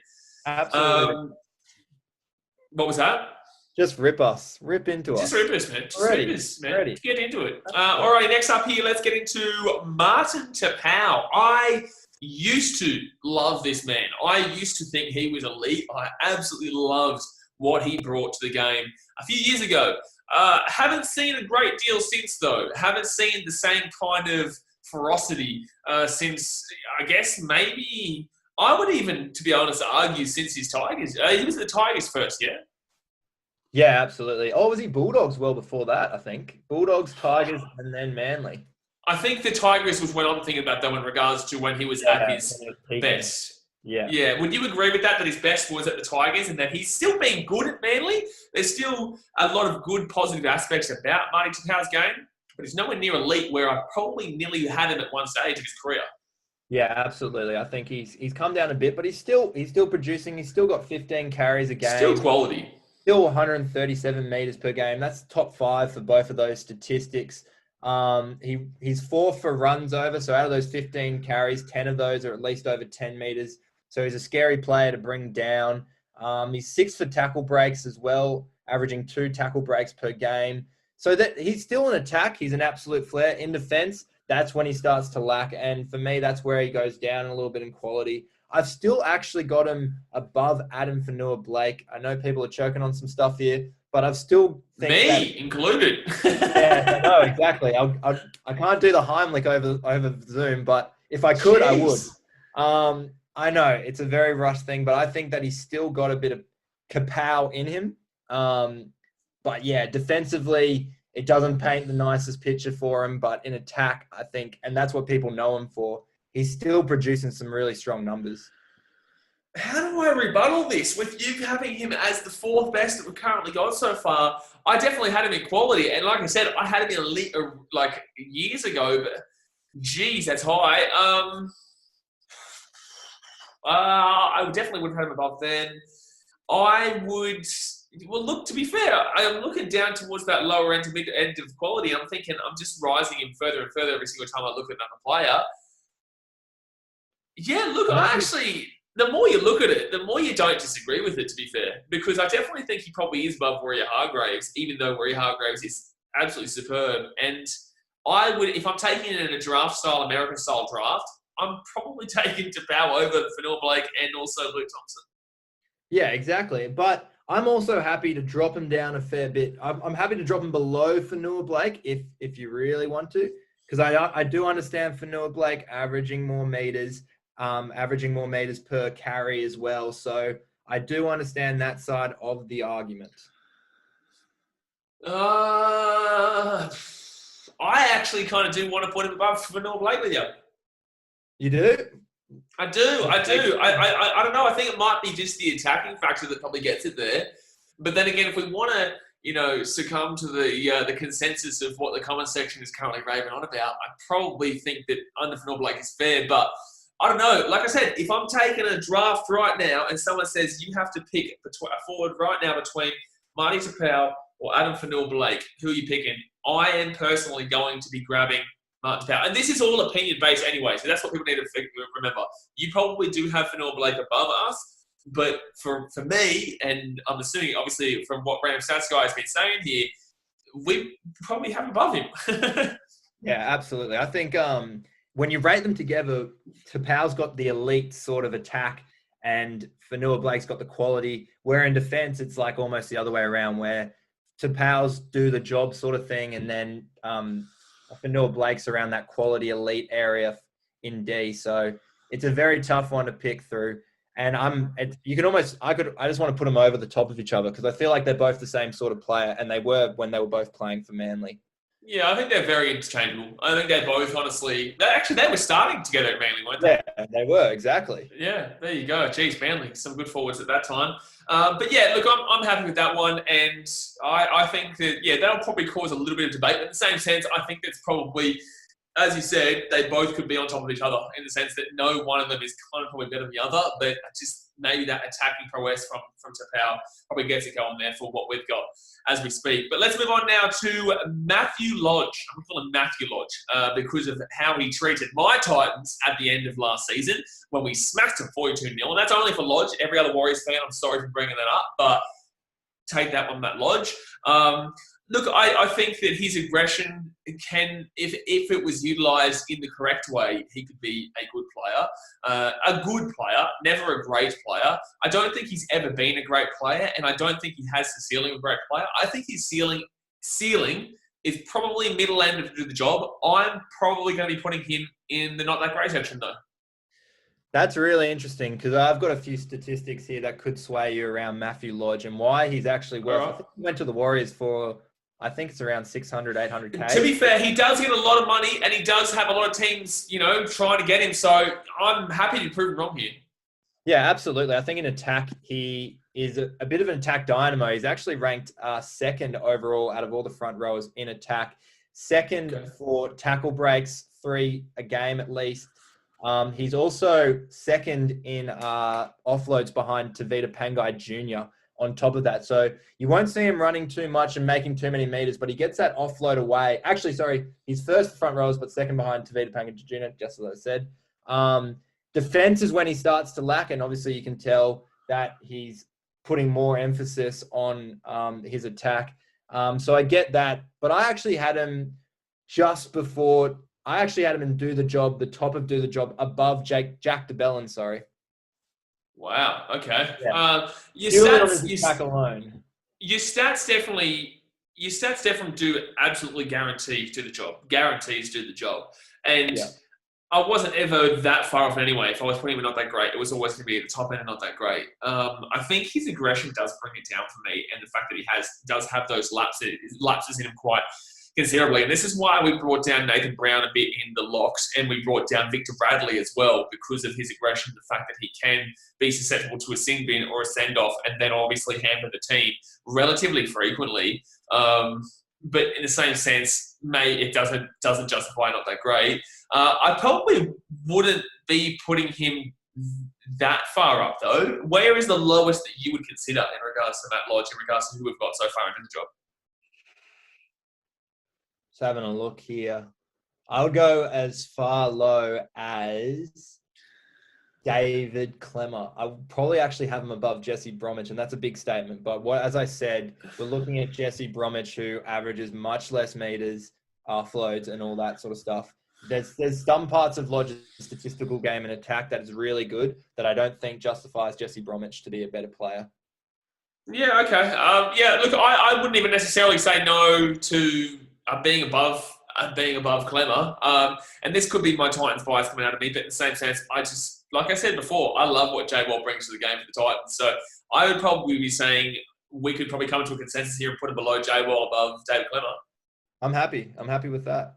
Yeah, I think that's pretty high up there. And I think that your stats there show why he's probably a lot higher than what I originally had in. But in the same sense, yeah, I wouldn't be putting him above de Belin, and J. Wall is 50-50. But yeah, we'll put him there. And controversial one, but I still like it. Next up here, another Gold Coast Titan boy here. And I'm going to give you a wrap on why I absolutely love Moeaki Fotuaika. Sorry, it's that time of the night where we've been going for about an hour and 30 minutes now, and I'm already messing up Fotuaika's name. But I love what Fotuaika brings. I think he's a very tough ball runner. Obviously plays for Queensland. Obviously plays a lot off the bench, however. But I do believe that's actually a strategy and a tactical decision rather than him being there because he's not as good as the front rowers currently there. Because I personally have him above Jarrod Wallace and also Liu. Does that necessarily mean he starts? Not guaranteed, but in the same sense, I think he's better. If I'm going to put him somewhere, man, I would genuinely have him as high as below Fonua-Blake, above Thompson. I actually had him in the elite category. I think I love it. Yay! Now we're talking.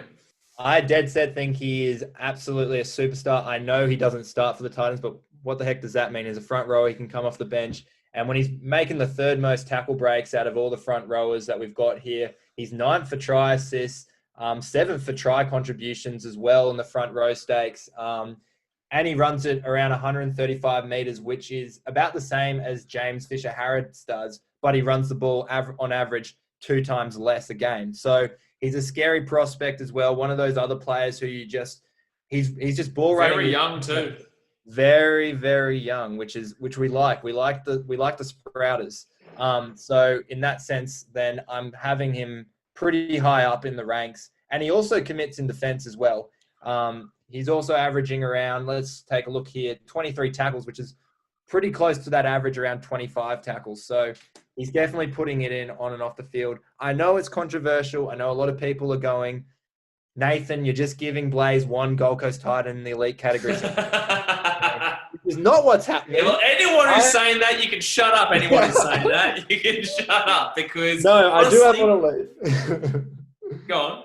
I do have him on elite, and I don't mind him being high on quality if you want to put him high on quality. But I feel like once I've given him the ticket to elite, you're not taking it off him. I'm not taking it off him. I'm not going to do it. There's no way. And that's the thing, because either way, I was putting him as the sixth best anyway. So it's not exactly a polar difference here. I would assume you're saying below Papali'i, however, yeah? Yeah, absolutely. I would say the back end of elite. But I will say, and I just Googled this, he's only 22 years old. 22 years old. Like, that is absolutely outrageous. You know, I know he's from New Zealand, but he's grown up through the Gold Coast Titans. And honestly, man, I'm so excited to see what he can prove. And like I said, 22 years of age, has played for Queensland already, has plenty of rep football to go in his career, and is, I think, probably one of the more underrated forwards or players across the league, because I guarantee you a lot of people are going to tell you that you're crazy for having him there. I guarantee it. But if anyone knows, I guess, what they're talking about, they would know this man is one of the most enjoyable forwards to watch as well, because he just doesn't give a shit. Like, he'll just run it straight, and he's just so good in so many aspects and provides so much energy. And I say this all the time. I love energy. Energy and the vibe that a player can bring in regards to the game is so crucial. And when Moeaki comes on, whether he's starting or coming on, it's just unbelievable to watch. So I think because he's so young as well, definitely probably puts him into that bottom end of the league. And like I said, you could even argue around that Fonua-Blake section. But yeah, we'll chuck him there for now. But enjoy the comment section, my good sir. Next up here, let's move into Moses Leota from the Penrith Panthers. I don't think he's actually that old too. I think he's around the same age as Fisher Harris, if I'm not mistaken. And I think that Moses Leota is also incredibly underrated as well. Yeah, absolutely. I think that he's one of those other players who we have to look at the per minute side, because obviously he comes off, or he does start, but he doesn't get too many minutes. You've got Spencer Lenu also there for the Penrith Panthers coming in and subbing out, because Fisher Harris plays longer minutes. So he's in that little category there where, when you look at it as a ball round figure in attack, he's the 30th best player. But when you look at it per minute, he's in the top 15 as well. So for me, all round, I think he does the job. I think he does it better than Jacob Saifiti. So I actually have him slightly above Saifiti in my ranks. What do you think of that? I was going to put him a little bit higher. I definitely had him in do the job. And I think that if I'm taking a draft, I can go back to it again, I'm taking Moses Leota just after, honestly, I want to take him above, Tapine, mate. Take him above Tapine? Above Lawrie? Above Lawrie? I'm saying it. I'm throwing it out there. But if you want to go half and half and above Nicholls, we can do that. But I'm just throwing it out there. I need the Heimlich now. It's getting late. I don't know what time it is, but oh my goodness. It's 10 p.m. for me over here, mate. On my guard watch, over Lawrie, I don't think I can do that. I'll have him above Nicholls, and that's where I'll let go. We'll slice him down the middle of the line. There. At least we both can agree there that he's in do the job, and I still think this is the thing. You've even underrated him. I think he's underrated. But yeah, okay, cool. You know what? Cool. We'll put him above Nicholls, below Lawrie. I don't think that's completely out of the question. I think that I still like him more, but in the same sense, yeah, we'll see how we go this year. You know, this is the thing as well with a lot of last year's ones, that a lot of the guys that I did this with, we've come back now to compare what we said at the beginning of last year, just to see who was right and who was wrong. And that's why these are so good too, because we'll come back next year. Don't you worry. We're going to refer to whether we're having Leota above or below Bunty Blake Lawrie there. Oh, deal? Deal. There we go. Eye on my sword.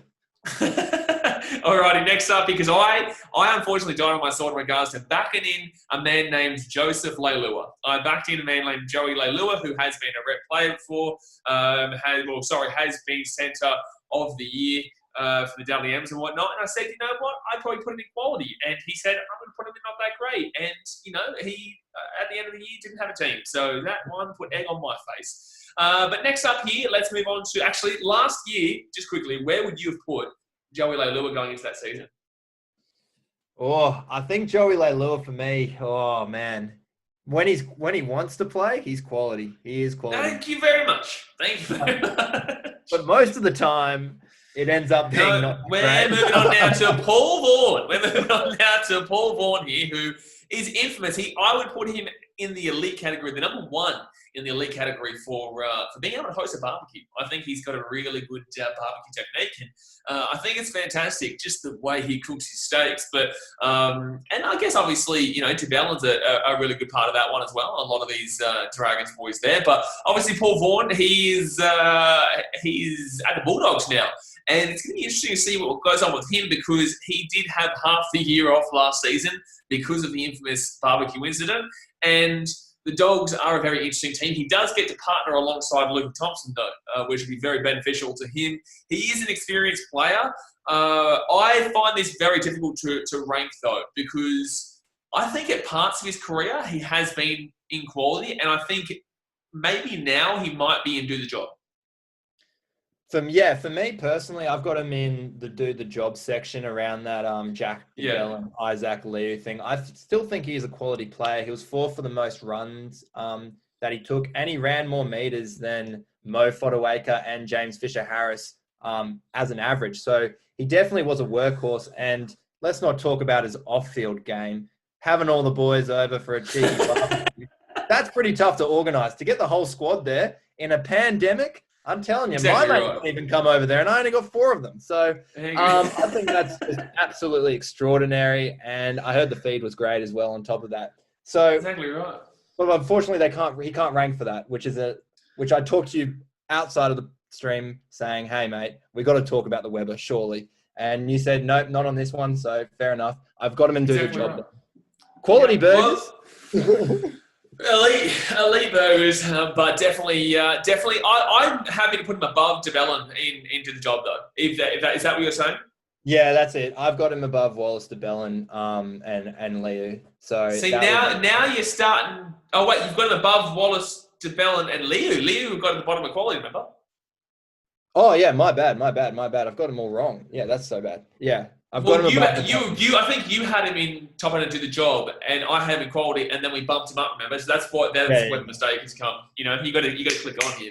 Man, it is. We're just talking too busy talking about barbecues. This is Nadal Medvedev hours we're talking right now. We're in the 5th set here, 5 hours. We are in the 5th set. We've got 3, 4, 5, 6, 7, 8, 9, 10, 11. We've got 11 guys to go here.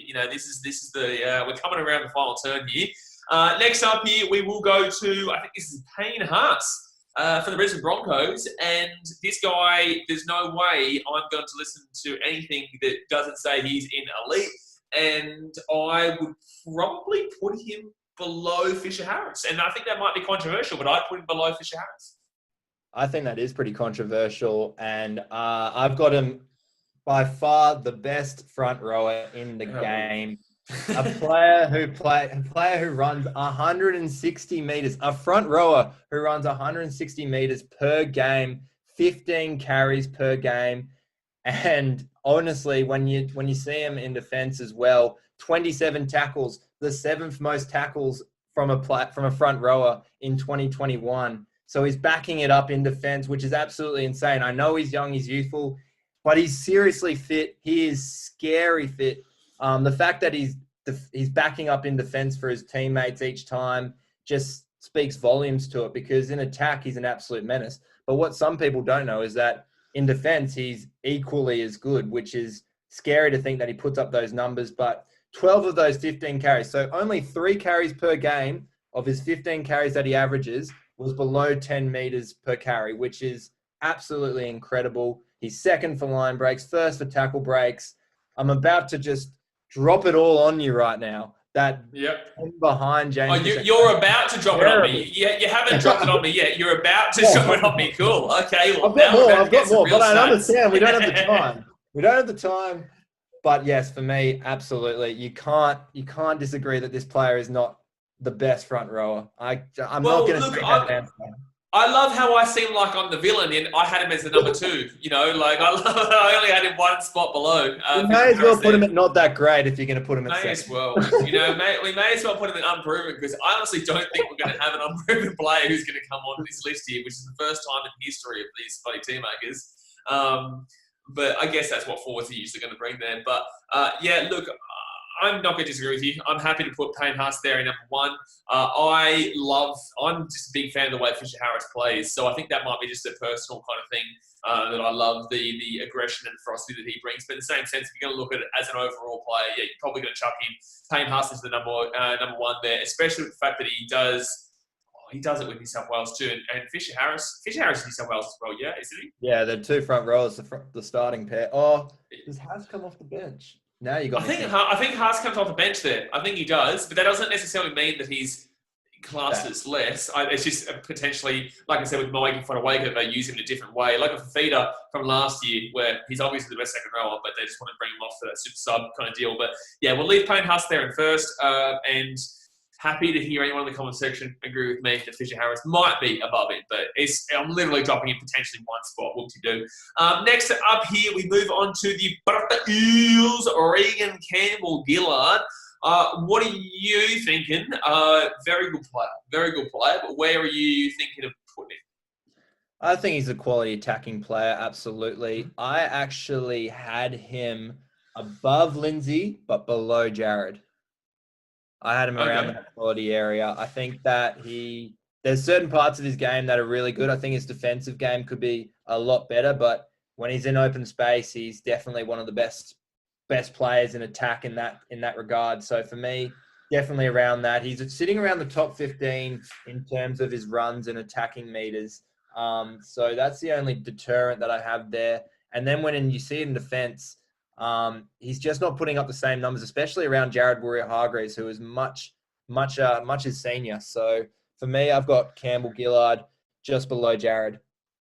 Yeah, I'll agree with that one. I was laughing just then because for some reason in my brain I thought of a wish version of James Fisher-Harris, which is funny because obviously he is still middle quality, and right now we would have him ranked as the number 10 front row in the business, but I don't know what it was. For some reason, I just had Reagan Campbell-Gillard as a wish version of Fisher-Harris. And look, I do think that Campbell-Gillard definitely gets his job done. I think he can be quite ferocious, and his ability is still very good in regards to his ball running. But yeah, look, I don't know. Yeah, I couldn't put him above a lot of those guys above him, and it sounds like it's a negative, but he is still, as we currently got, in the top 10 for front rowers in the game. So Parramatta fans, you've got two front row forwards here in the top 10. So surely, you do well this year, right? Like you do every year, right? Next up here, sorry, it's always next year for Parramatta. Next up here, we do have Ryan James, ex-Gold Coast Titan, also ex-Canberra Raider, is now at the Brisbane Broncos, which is very interesting because I don't think he's going to get the starting job here. Obviously, Payne Haas will be there, and then maybe Flegler will start, or is it going to be Ryan James, do you reckon? No, I don't think Ryan James gets a start here. I think he's on limited minutes off the bench. Yeah. He's had a horror run with injury, poor Ryan James. He was really 2016, 2015, around that mark. He was the leading front rower in the game for the Gold Coast Titans in a pretty poor Gold Coast Titans team as well. He was still shining light there. Well, 2016 that was when the Titans made the finals. They did make the finals that year. I will give you that one. But thank you. In that sense, he was definitely a great player. I think now it's starting to dwell on him. Also age as well. I think he just got recently named in the Indigenous All-Stars team, and he's the oldest player to be in that team. He was picked at the very second one, the 2011 one. And now 11 years later, he's picked in the 2022 one. So definitely shows his age. He's one of the oldest players in the league, still running around. But yeah, for me, I don't think he's that great. I've got him in the not that great category, and I've got him behind Sharon. Got behind Shazza. Okay. I know Ryan. I've had a lot to do with him over the years throughout the club, but even before I had YouTube. Maybe I can't remember when he came to the club, but he's obviously he's a Gold Coast boy anyway. I really like Ryan, but in the same sense, yeah, he definitely isn't where he was 5-6 years ago. And I think that obviously the transitioning from the Titans to the Raiders and now the Raiders to the Broncos, and I think he even went. Where did he go as a couple of games last year too? He went to like a loan deal. Went to the Dogs. That's right. Yeah. So I think a lot of this. Yeah, I think a lot of this is kind of probably weighing down him as well. I'd probably put him in not that great. I would. Geez, are we really going to be putting him below Shazza? Yikes. I know, but I don't think he's going to get too much game time. That's my. Yeah, that's a fair point. That's a fair point, especially with the age of the front row forwards currently right now at the Broncos. They're probably going to be looking towards utilising a lot of the other players and maybe utilising him as a bit of experience. And he's close to home on the Gold Coast, so he's probably happy to finish off his career there at the Broncos, at the Schmoncos. Next up here, let's go up to Sio Siua Taukeaho. If I butchered that name, I apologise. But Taukeaho, great little player. But are you happy to put him? Oh, man, I'm not too sure where I'm going to put Taukeaho, to be completely honest with you. I think this is I think it's a tough one. Yeah, absolutely. I think he's a do-the-job sort of player, as most Roosters players are. I think he's behind Jesse Bromwich in between that Tapine range, purely because I think his defence also is much better than his attack. What he does produce per minute, though, isn't as high as many of the other players. So I definitely see it in that sense. So for me, I've got Taukeaho down in that sort of category. So you got him above Tapine and below Bromwich? Yes. Yeah, I'm happy to put him there. I think I think I could consider putting him above Bromwich, just because I think the Roosters are going to have a really good year this year, and I think that he'll have his time to shine if he gets that gig, which I believe he probably does, especially now with Liu out of the rotation. Taukeaho probably, and he's usually the starting forward there, isn't he? Doesn't he also take that kicking? Yeah, absolutely. Every now and then. I think, Tedesco was there as well, doing some kicking. And when he's off the field, was there Sam Walker was kicking, wasn't he, at one point too? So there's a fair few kickers going around. It's like a roundabout. A carousel. Yeah, carousel. I don't know. I actually could consider him being. I wouldn't put him above Matt Lodge, but I would consider him above Klemmer. But I can, if you want to leave him right here above Tapine and below Bromwich, I'm happy with it. But I could also see him being above Klemmer and below Matt Lodge.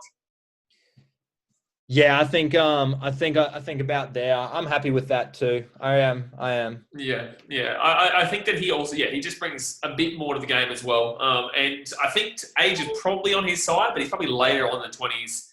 As well, Taukeaho, I'm not too sure. But let's move on now to a really nice player coming through here for the West Tigers, who I really appreciated last year. Now, I don't usually appreciate players in the Tigers because usually they are absolutely bang on terrible. But in the same sense, I like to look at the Tigers for players coming through because they're infamous for having great players and then selling them. So, with Stefano Tukumana here, I really like him. I could honestly I love watching him play. I could honestly be putting him into the quality section, to be honest with you, man. Yeah, absolutely. I'm just double checking where I had him there. I had him at the very top end. I had him above, obviously, Paul Vaughan for do the job, but wouldn't be opposed to having him at the bottom section of quality. Obviously, this time around, the Tigers made sure that they didn't sell this guy because they've just recently re-signed him for a couple more years. He was on the verge of blue selection at the end of last year as well. So this kid's going to make it far. He was the number one for all the front rowers and tries, top 10 for tackle breaks.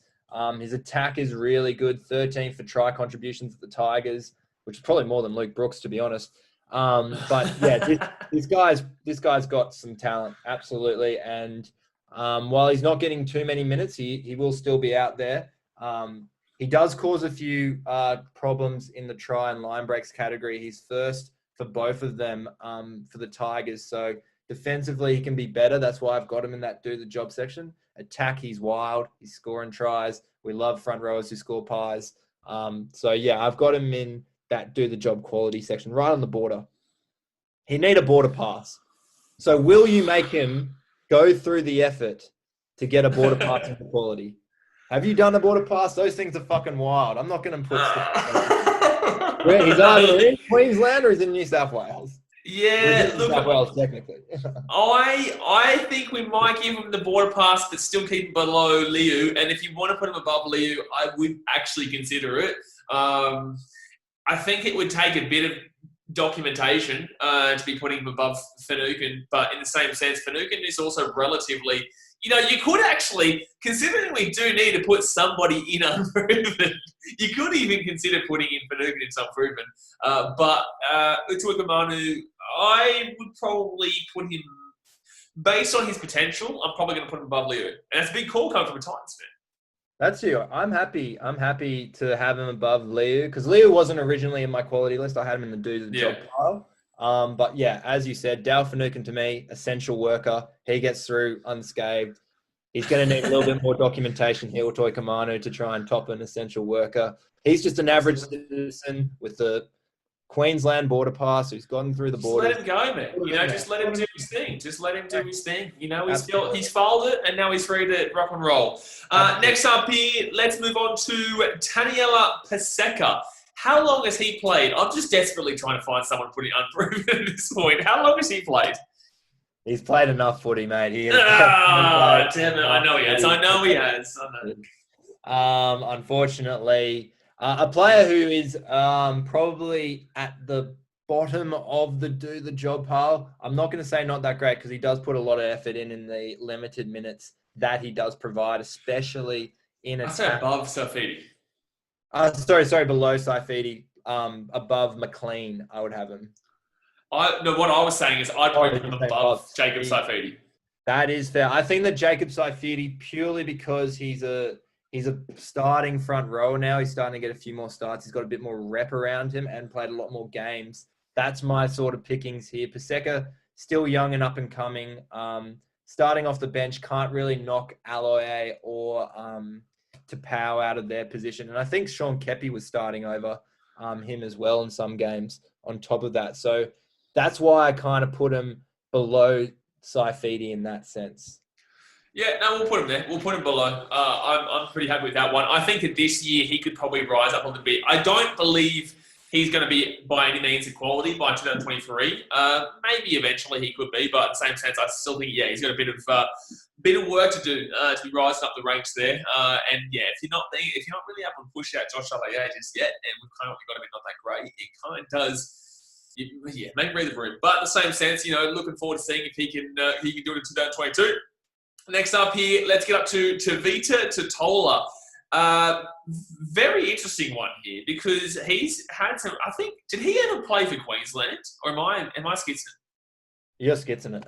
I don't know what's. I am skitzing it. I don't know who am I thinking of. Oh no, I'm thinking of the other Rabbitoh who's in maybe second row that we did. I don't know if Kalamatangi's done it either. Not Kalamatangi. It's another Rabbitoh of some sort though. Arrow? It might be the lock. No, it's not Jai Arrow. I'm not too sure. There is another one who I was thinking of, and I'm actually, before we even move on, I'm going to quickly get it because I've got it here on my paper here. It is definitely a forward of some sort here for the Rabbitohs. I'm trying to do it as quickly as I possibly can. Second row, maybe. I don't know. Shit. No, I can't do it. Is it going to be here? Is it going to be here? Is it going to be here? Is it going to be here? Jaden Sewer is who I'm thinking of. That's the one. See, I wasn't completely skitzing, but I still was skitzing nonetheless. Tevita Totola, where are you going to put him? I don't think that he's anything outrageous, put it that way. I think he's very limited by minutes. He's obviously splitting time between Nicholls, Burgess, and himself. So personally, for me, I kind of look at it back to that per minute sort of thing. He's fourth for average meters per run per minute. He's also fifth for line breaks, tackle breaks. He's third for average per minute. So what he does produce in attack is really good, especially when you break it down into that per minute thing, which is getting annoying to say almost. But yeah, definitely someone who I think's in the do the job quality. Yeah. Where would I rank him? That's a good bloody question. I actually had him above Guler, above Nicholls. I'll have him between Leota and Nicholls. That's where I'd have Tevita Totola. He's good enough to start above Nicholls. I think that's not just a tactical thing. I think it's a talent sort of thing. Why Totola starts above Mark Nicholls. So that's why I've got him there. And I draft him above it. If I was building a team and I had to pick between these two players, I'd definitely have Totola. I don't think that's who you'd want to be drafting, but in the same sense, if you had to draft one of those two players, you'd probably lean with Totola. He's definitely into the job, though. I don't think he's a terrible player by any means. I think he definitely gets what he needs to get done. It's nothing outrageous, like I said. So, we'll put him below Leota and above Marky Nicholls there. We've got 4 more left here, and this one is Toby Rudolph. Now, I believe Toby Rudolph until Cameron McInnes has now come in. Obviously, he's probably playing that 13 role, or either Finucane will probably take the spot over Rudolph anyway. But I believe Rudolph was the starting lock there for the Sharks. Has he played enough in the front row? I'm trying to get someone in the unproven. Just put Dale Finucane. He's never started in the front row. Do it. Has he never? Never started in the front row in a club game at all. We've done it. Boom. There we go. Alrighty, so now I can just focus again and stop thinking about. I actually like Toby Rudolph, man. I'm a fan of Toby Rudolph. I don't think I'm going to be putting him into quality. I think he does have good potential. I think he's still quite young, and I think he has the potential to be in quality by the end of his career. But I think that for the time being, I would be putting him on a middle area to an above area, middle to top area of do the job. But I think he's got a long way to come still. Yeah, absolutely. And I think he's definitely got to grow in this front row position. I mean, Cameron McInnes isn't moving unless he gets injured. So for me, he's definitely in the do the job category. Where I would have him around, I'm just going to have to think because I've definitely... Above Klemmer, below Taukeiaho, maybe? I actually had him below Lawrie, and I know everyone's going to go off and say, oh, why don't you just go marry Blake Lawrie while you're at it? Well, hang on. Hold up. Well, mate, why don't you just go and marry Blake Lawrie while you're at it? You know? He's got to pop up and tell me. Mate, I don't do all that sort of stuff. Yeah, I think for me, I do think Blake Lawrie has proven himself in the front row position. Toby Rudolph's only played 9 games in front row. He hasn't played as many games as Blake Lawrie altogether, so I've got that experience side on him. I do think he's better than Moses Leota. Here's the thing with Toby Rudolph. He makes a bunch of tackles, but he was the top. He made the most missed tackles of the year, I think. There might have been another back above me, but he missed the most tackles out of any player in the NRL, and that kind of hurt a bit for Cronulla. I'm not saying it was just totally him why Cronulla missed the 9, but that definitely is a defensive middle. You want to be making those tackles. You don't want to be leading it. Usually you got players like James Maloney and stuff who do that for the competition. So I think him and Scott Drinkwater, Scott Drinkwater pipped him for most missed tackles this season, but Toby Rudolph was second, and I don't think there was daylight separating them. I think it was pretty close. So you got to think of that. The thing is with Drinkwater as well, though, he plays in a position that it's not necessarily expected to make a great deal of tackles. Toby Rudolph does play in a position where he's expected to make a lot of tackles and be quite efficient with it. And we ranked Alex Twal quite low in regards to the locks, and obviously you relatively disagree with that one, and some other people disagree with that one. It is what it is, but I think that if we're going to look at that one and say that he was down there, I'd be definitely happy to put Toby Rudolph probably lower than what I had, because I had him between Taukeiaho and Klemmer. If you want to put him below Lawrie, I'm not crazy out of it. I would still probably look at above Lawrie, below Tapine, but that's because I'm not as high on Lawrie as obviously you are. So do you want to put him? Do you want to lock down below Lawrie or above Lawrie? I want to lock down below Lawrie just purely because I think he's only played 9 games in the front row. We're ranking him in a front row system. We just chucked out Finucane and unproven, and he's played for 7 years. Let's put him below. Yeah, but guys, you have to understand, we needed to find somebody to chuck in here. He's the only one that we could twist it. You saw what we would have put him in anyway, so this is kind of us just using a cheat code to have him in 2 different ones, just so that we can have someone unproven. Because there's literally no one here who isn't is in unproven. There's literally no one. Next up here, let's move on to Tommy Burgess, the big old Tom Burgess here. Is Tom Burgess right? Yeah, that is Tom. Yep, I've got it wrong. Yeah, that's Tom. And Burgess, is he? Dragons. Yeah, so Tom Burgess, where is he at the Rabbitohs still? He's still at the Rabbitohs. His clone just came back down from Wigan after what they said was a career-ending hip injury where he had to learn how to walk again. And he's made a miracle comeback, and he's now with the Dragons. So this one is not that Burgess. That's Tom. That's George. This is Tom. and I rank him around the do the job category. I think he gets, once again, he's in that little carousel with Nicholls and Totola where they share the game time a bit.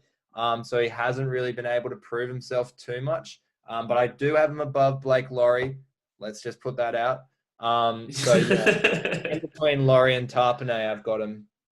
Yeah, I wouldn't disagree. I wouldn't be putting him above Tapine. I think Tapine's probably got a little bit more to him, but in the same sense, I'm not as high on Lawrie as you are, so that's why I would probably put him above Lawrie. But like I said, I don't completely disagree with you on Lawrie. I just think that he is that focal point in the middle that we were always going to be looking at.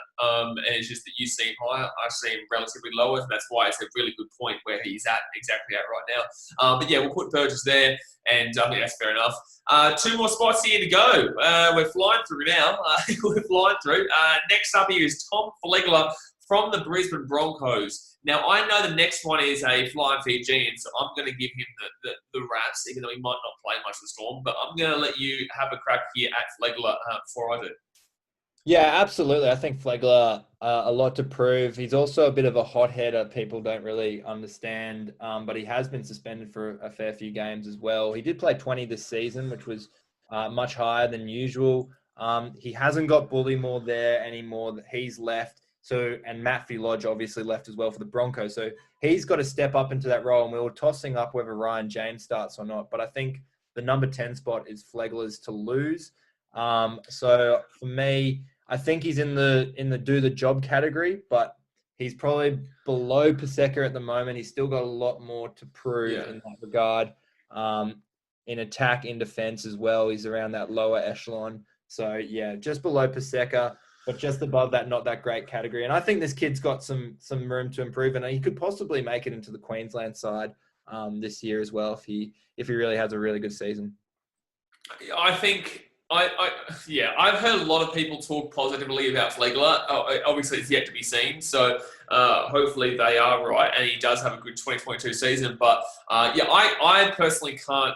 Well, I think his name has been thrown around for the Broncos team, but not Broncos team, for the Queensland team. But in the same sense, Queensland has names galore thrown around about them right now because obviously they're in a bit of a struggle situation compared to what they were in a few years ago. That's how it kind of works with Origin. So, you're going to get rando names like a Flegler that get thrown amongst the midst there. I don't think he's ready for that at all. We've currently got him at the bottom end to the job. So if he's making Queensland from bottom end to the job, there is a problem there. But yeah, I'm pretty happy to put him there. I think his potential probably is more than not that great, which is why I'd be happy to put him that next area up. But last up here, the last player that we do have is Tui Kamikamica. Now, unfortunately, I'm not too sure if he's actually going to play for the Storm this year, but he is technically still a potential to play, so that's why we've got him on here. Obviously, Dosaviti, I always say that because I love my Fiji. I mean, Fiji, my family's Fijian, I love Fiji. Kamikamica, he's okay. I think he's okay. I wouldn't say he's anything special. I wouldn't necessarily say you probably could be throwing him towards maybe the top end, not that great, but I still think he probably does his job. Yeah, I've actually not ranked him that harshly. I've actually put him above Nicholls here, below Totola. I think obviously game time hinders him a little bit, but that's kind of around where I was saying, like top end, not that great, but kind of around that do the job area where it's leaning towards not that great. Yeah, absolutely. And I think a lot of people might think he's an attacking player, but really his quality is in defense. He's top 10 for defensive metrics across the average minutes that he plays, because he does play mostly off the bench. He's not a starter, being behind Finucane and Bromwich and the other second rower there, who is I'm drawing blanks off, who is much better than Kenny Bromwich. But anyway, moving on. To be fair, man, we have been going for 2 hours now, so it's definitely understandable. I don't even know if you draw blanks. I'm just glad I'm just getting his name right at this point. But for me, do the job in between Totola and Nicholls. I'll stop it there before I start speaking a different language. Well, fair enough. That's why I've already said Tosaviti. We can start speaking Bulla Bulla, but that's what I do every day. I'm here in Fiji as we currently speak. But yeah, I'm happy. I'm happy to put him in between Nicholls and Totola. I think he's probably. I would even potentially make an argument for above Totola, but I'm happy. I'm not even going to bother arguing it. Really, we're just going to chuck him in between the two of them, and I think he's a good enough player. I think he gets the job done. So that's if he actually even gets to play for the Storm this year because of off-field issues that may limit him. But there we go, man. We've absolutely slapped that. Literally on the dot of 2 hours is when we got all those players done by. That was 42 players, I believe it was, or 43 players. Which do you think is the most, I guess, disagreeable and agreeable? I think we were all shaking hands over Josh Papali'i. I think was the most agreeable, definitely in that elite category. I don't think anyone's going to question that. I think Blake Lawrie, our little pawn here, who's been like the middle ground. I think there's going to be a lot of people who think that me and him are seeing each other outside of the stream. I'll slash those right away. No one's gonna. It's up to you, man. You guys do you. I think definitely that would be probably the most disagreeable, or a few Manly fans stepping in the defence of O'Shea, Ole as well. So definitely those sorts of players, I think could be questionable. But what about you, mate? What's your most disagreeable, most agreeable? Mate, I'm happy for O'Shea Ole to go higher if he unblocks me. How about that one? But look, what was that? Sorry. An ultimatum, blackmail. Exactly right. A bit of blackmail. It is what it is. But I'll probably say the one that probably I think people might disagree with the most is probably Moeaki Fotuaika being as high as he is. I agree with it. I know you obviously agree with it because you're the one who originally actually put him at elite. I have equality. But I think that there are going to be people who argue the fact that he does come off the bench there and don't realise that it's more of a strategy and a tactical play rather than a quality play that does have him coming off the bench for the most part. And I still think he does actually start quite a bit. And like I said, he does play for Queensland, and I think he's got a huge future ahead of him. As I said, 22 years of age. Like, this kid is just unbelievable, and he's going to be a big star. Honestly, he could even go higher than this in the next year, especially with Papali'i not being exactly the youngest bloke anymore.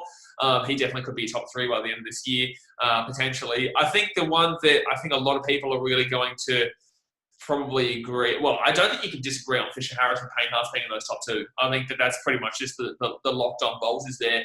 And I don't think there's a great deal of disagreement overall anyway. I think Lawrie is, even if you don't like him as much as you do, obviously, I still think that he's still in a position that you can't really argue much lower anyway. And I don't think you can argue much higher anyway. I think he is just simply in a perfect position for him.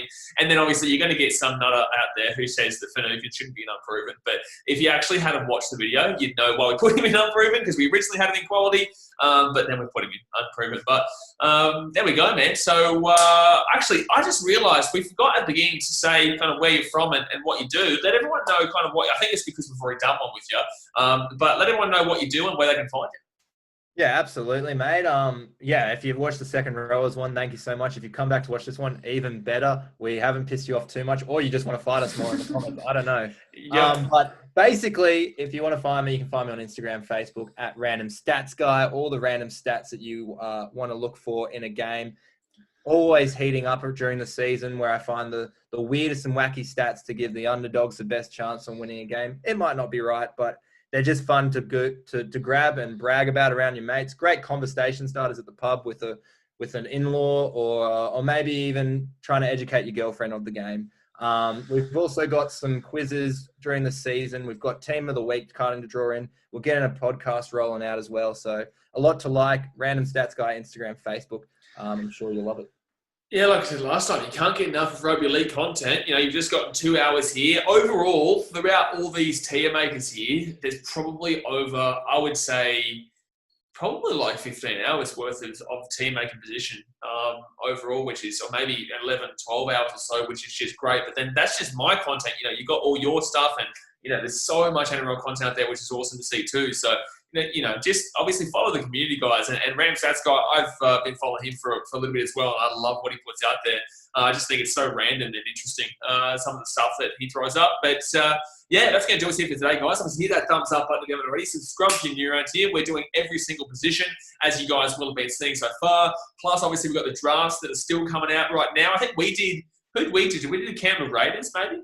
Yeah, we did the Raiders, mate. So yeah, I'm looking forward to seeing. Yeah, I completely forgot the team now. I don't know what. Yeah, I haven't.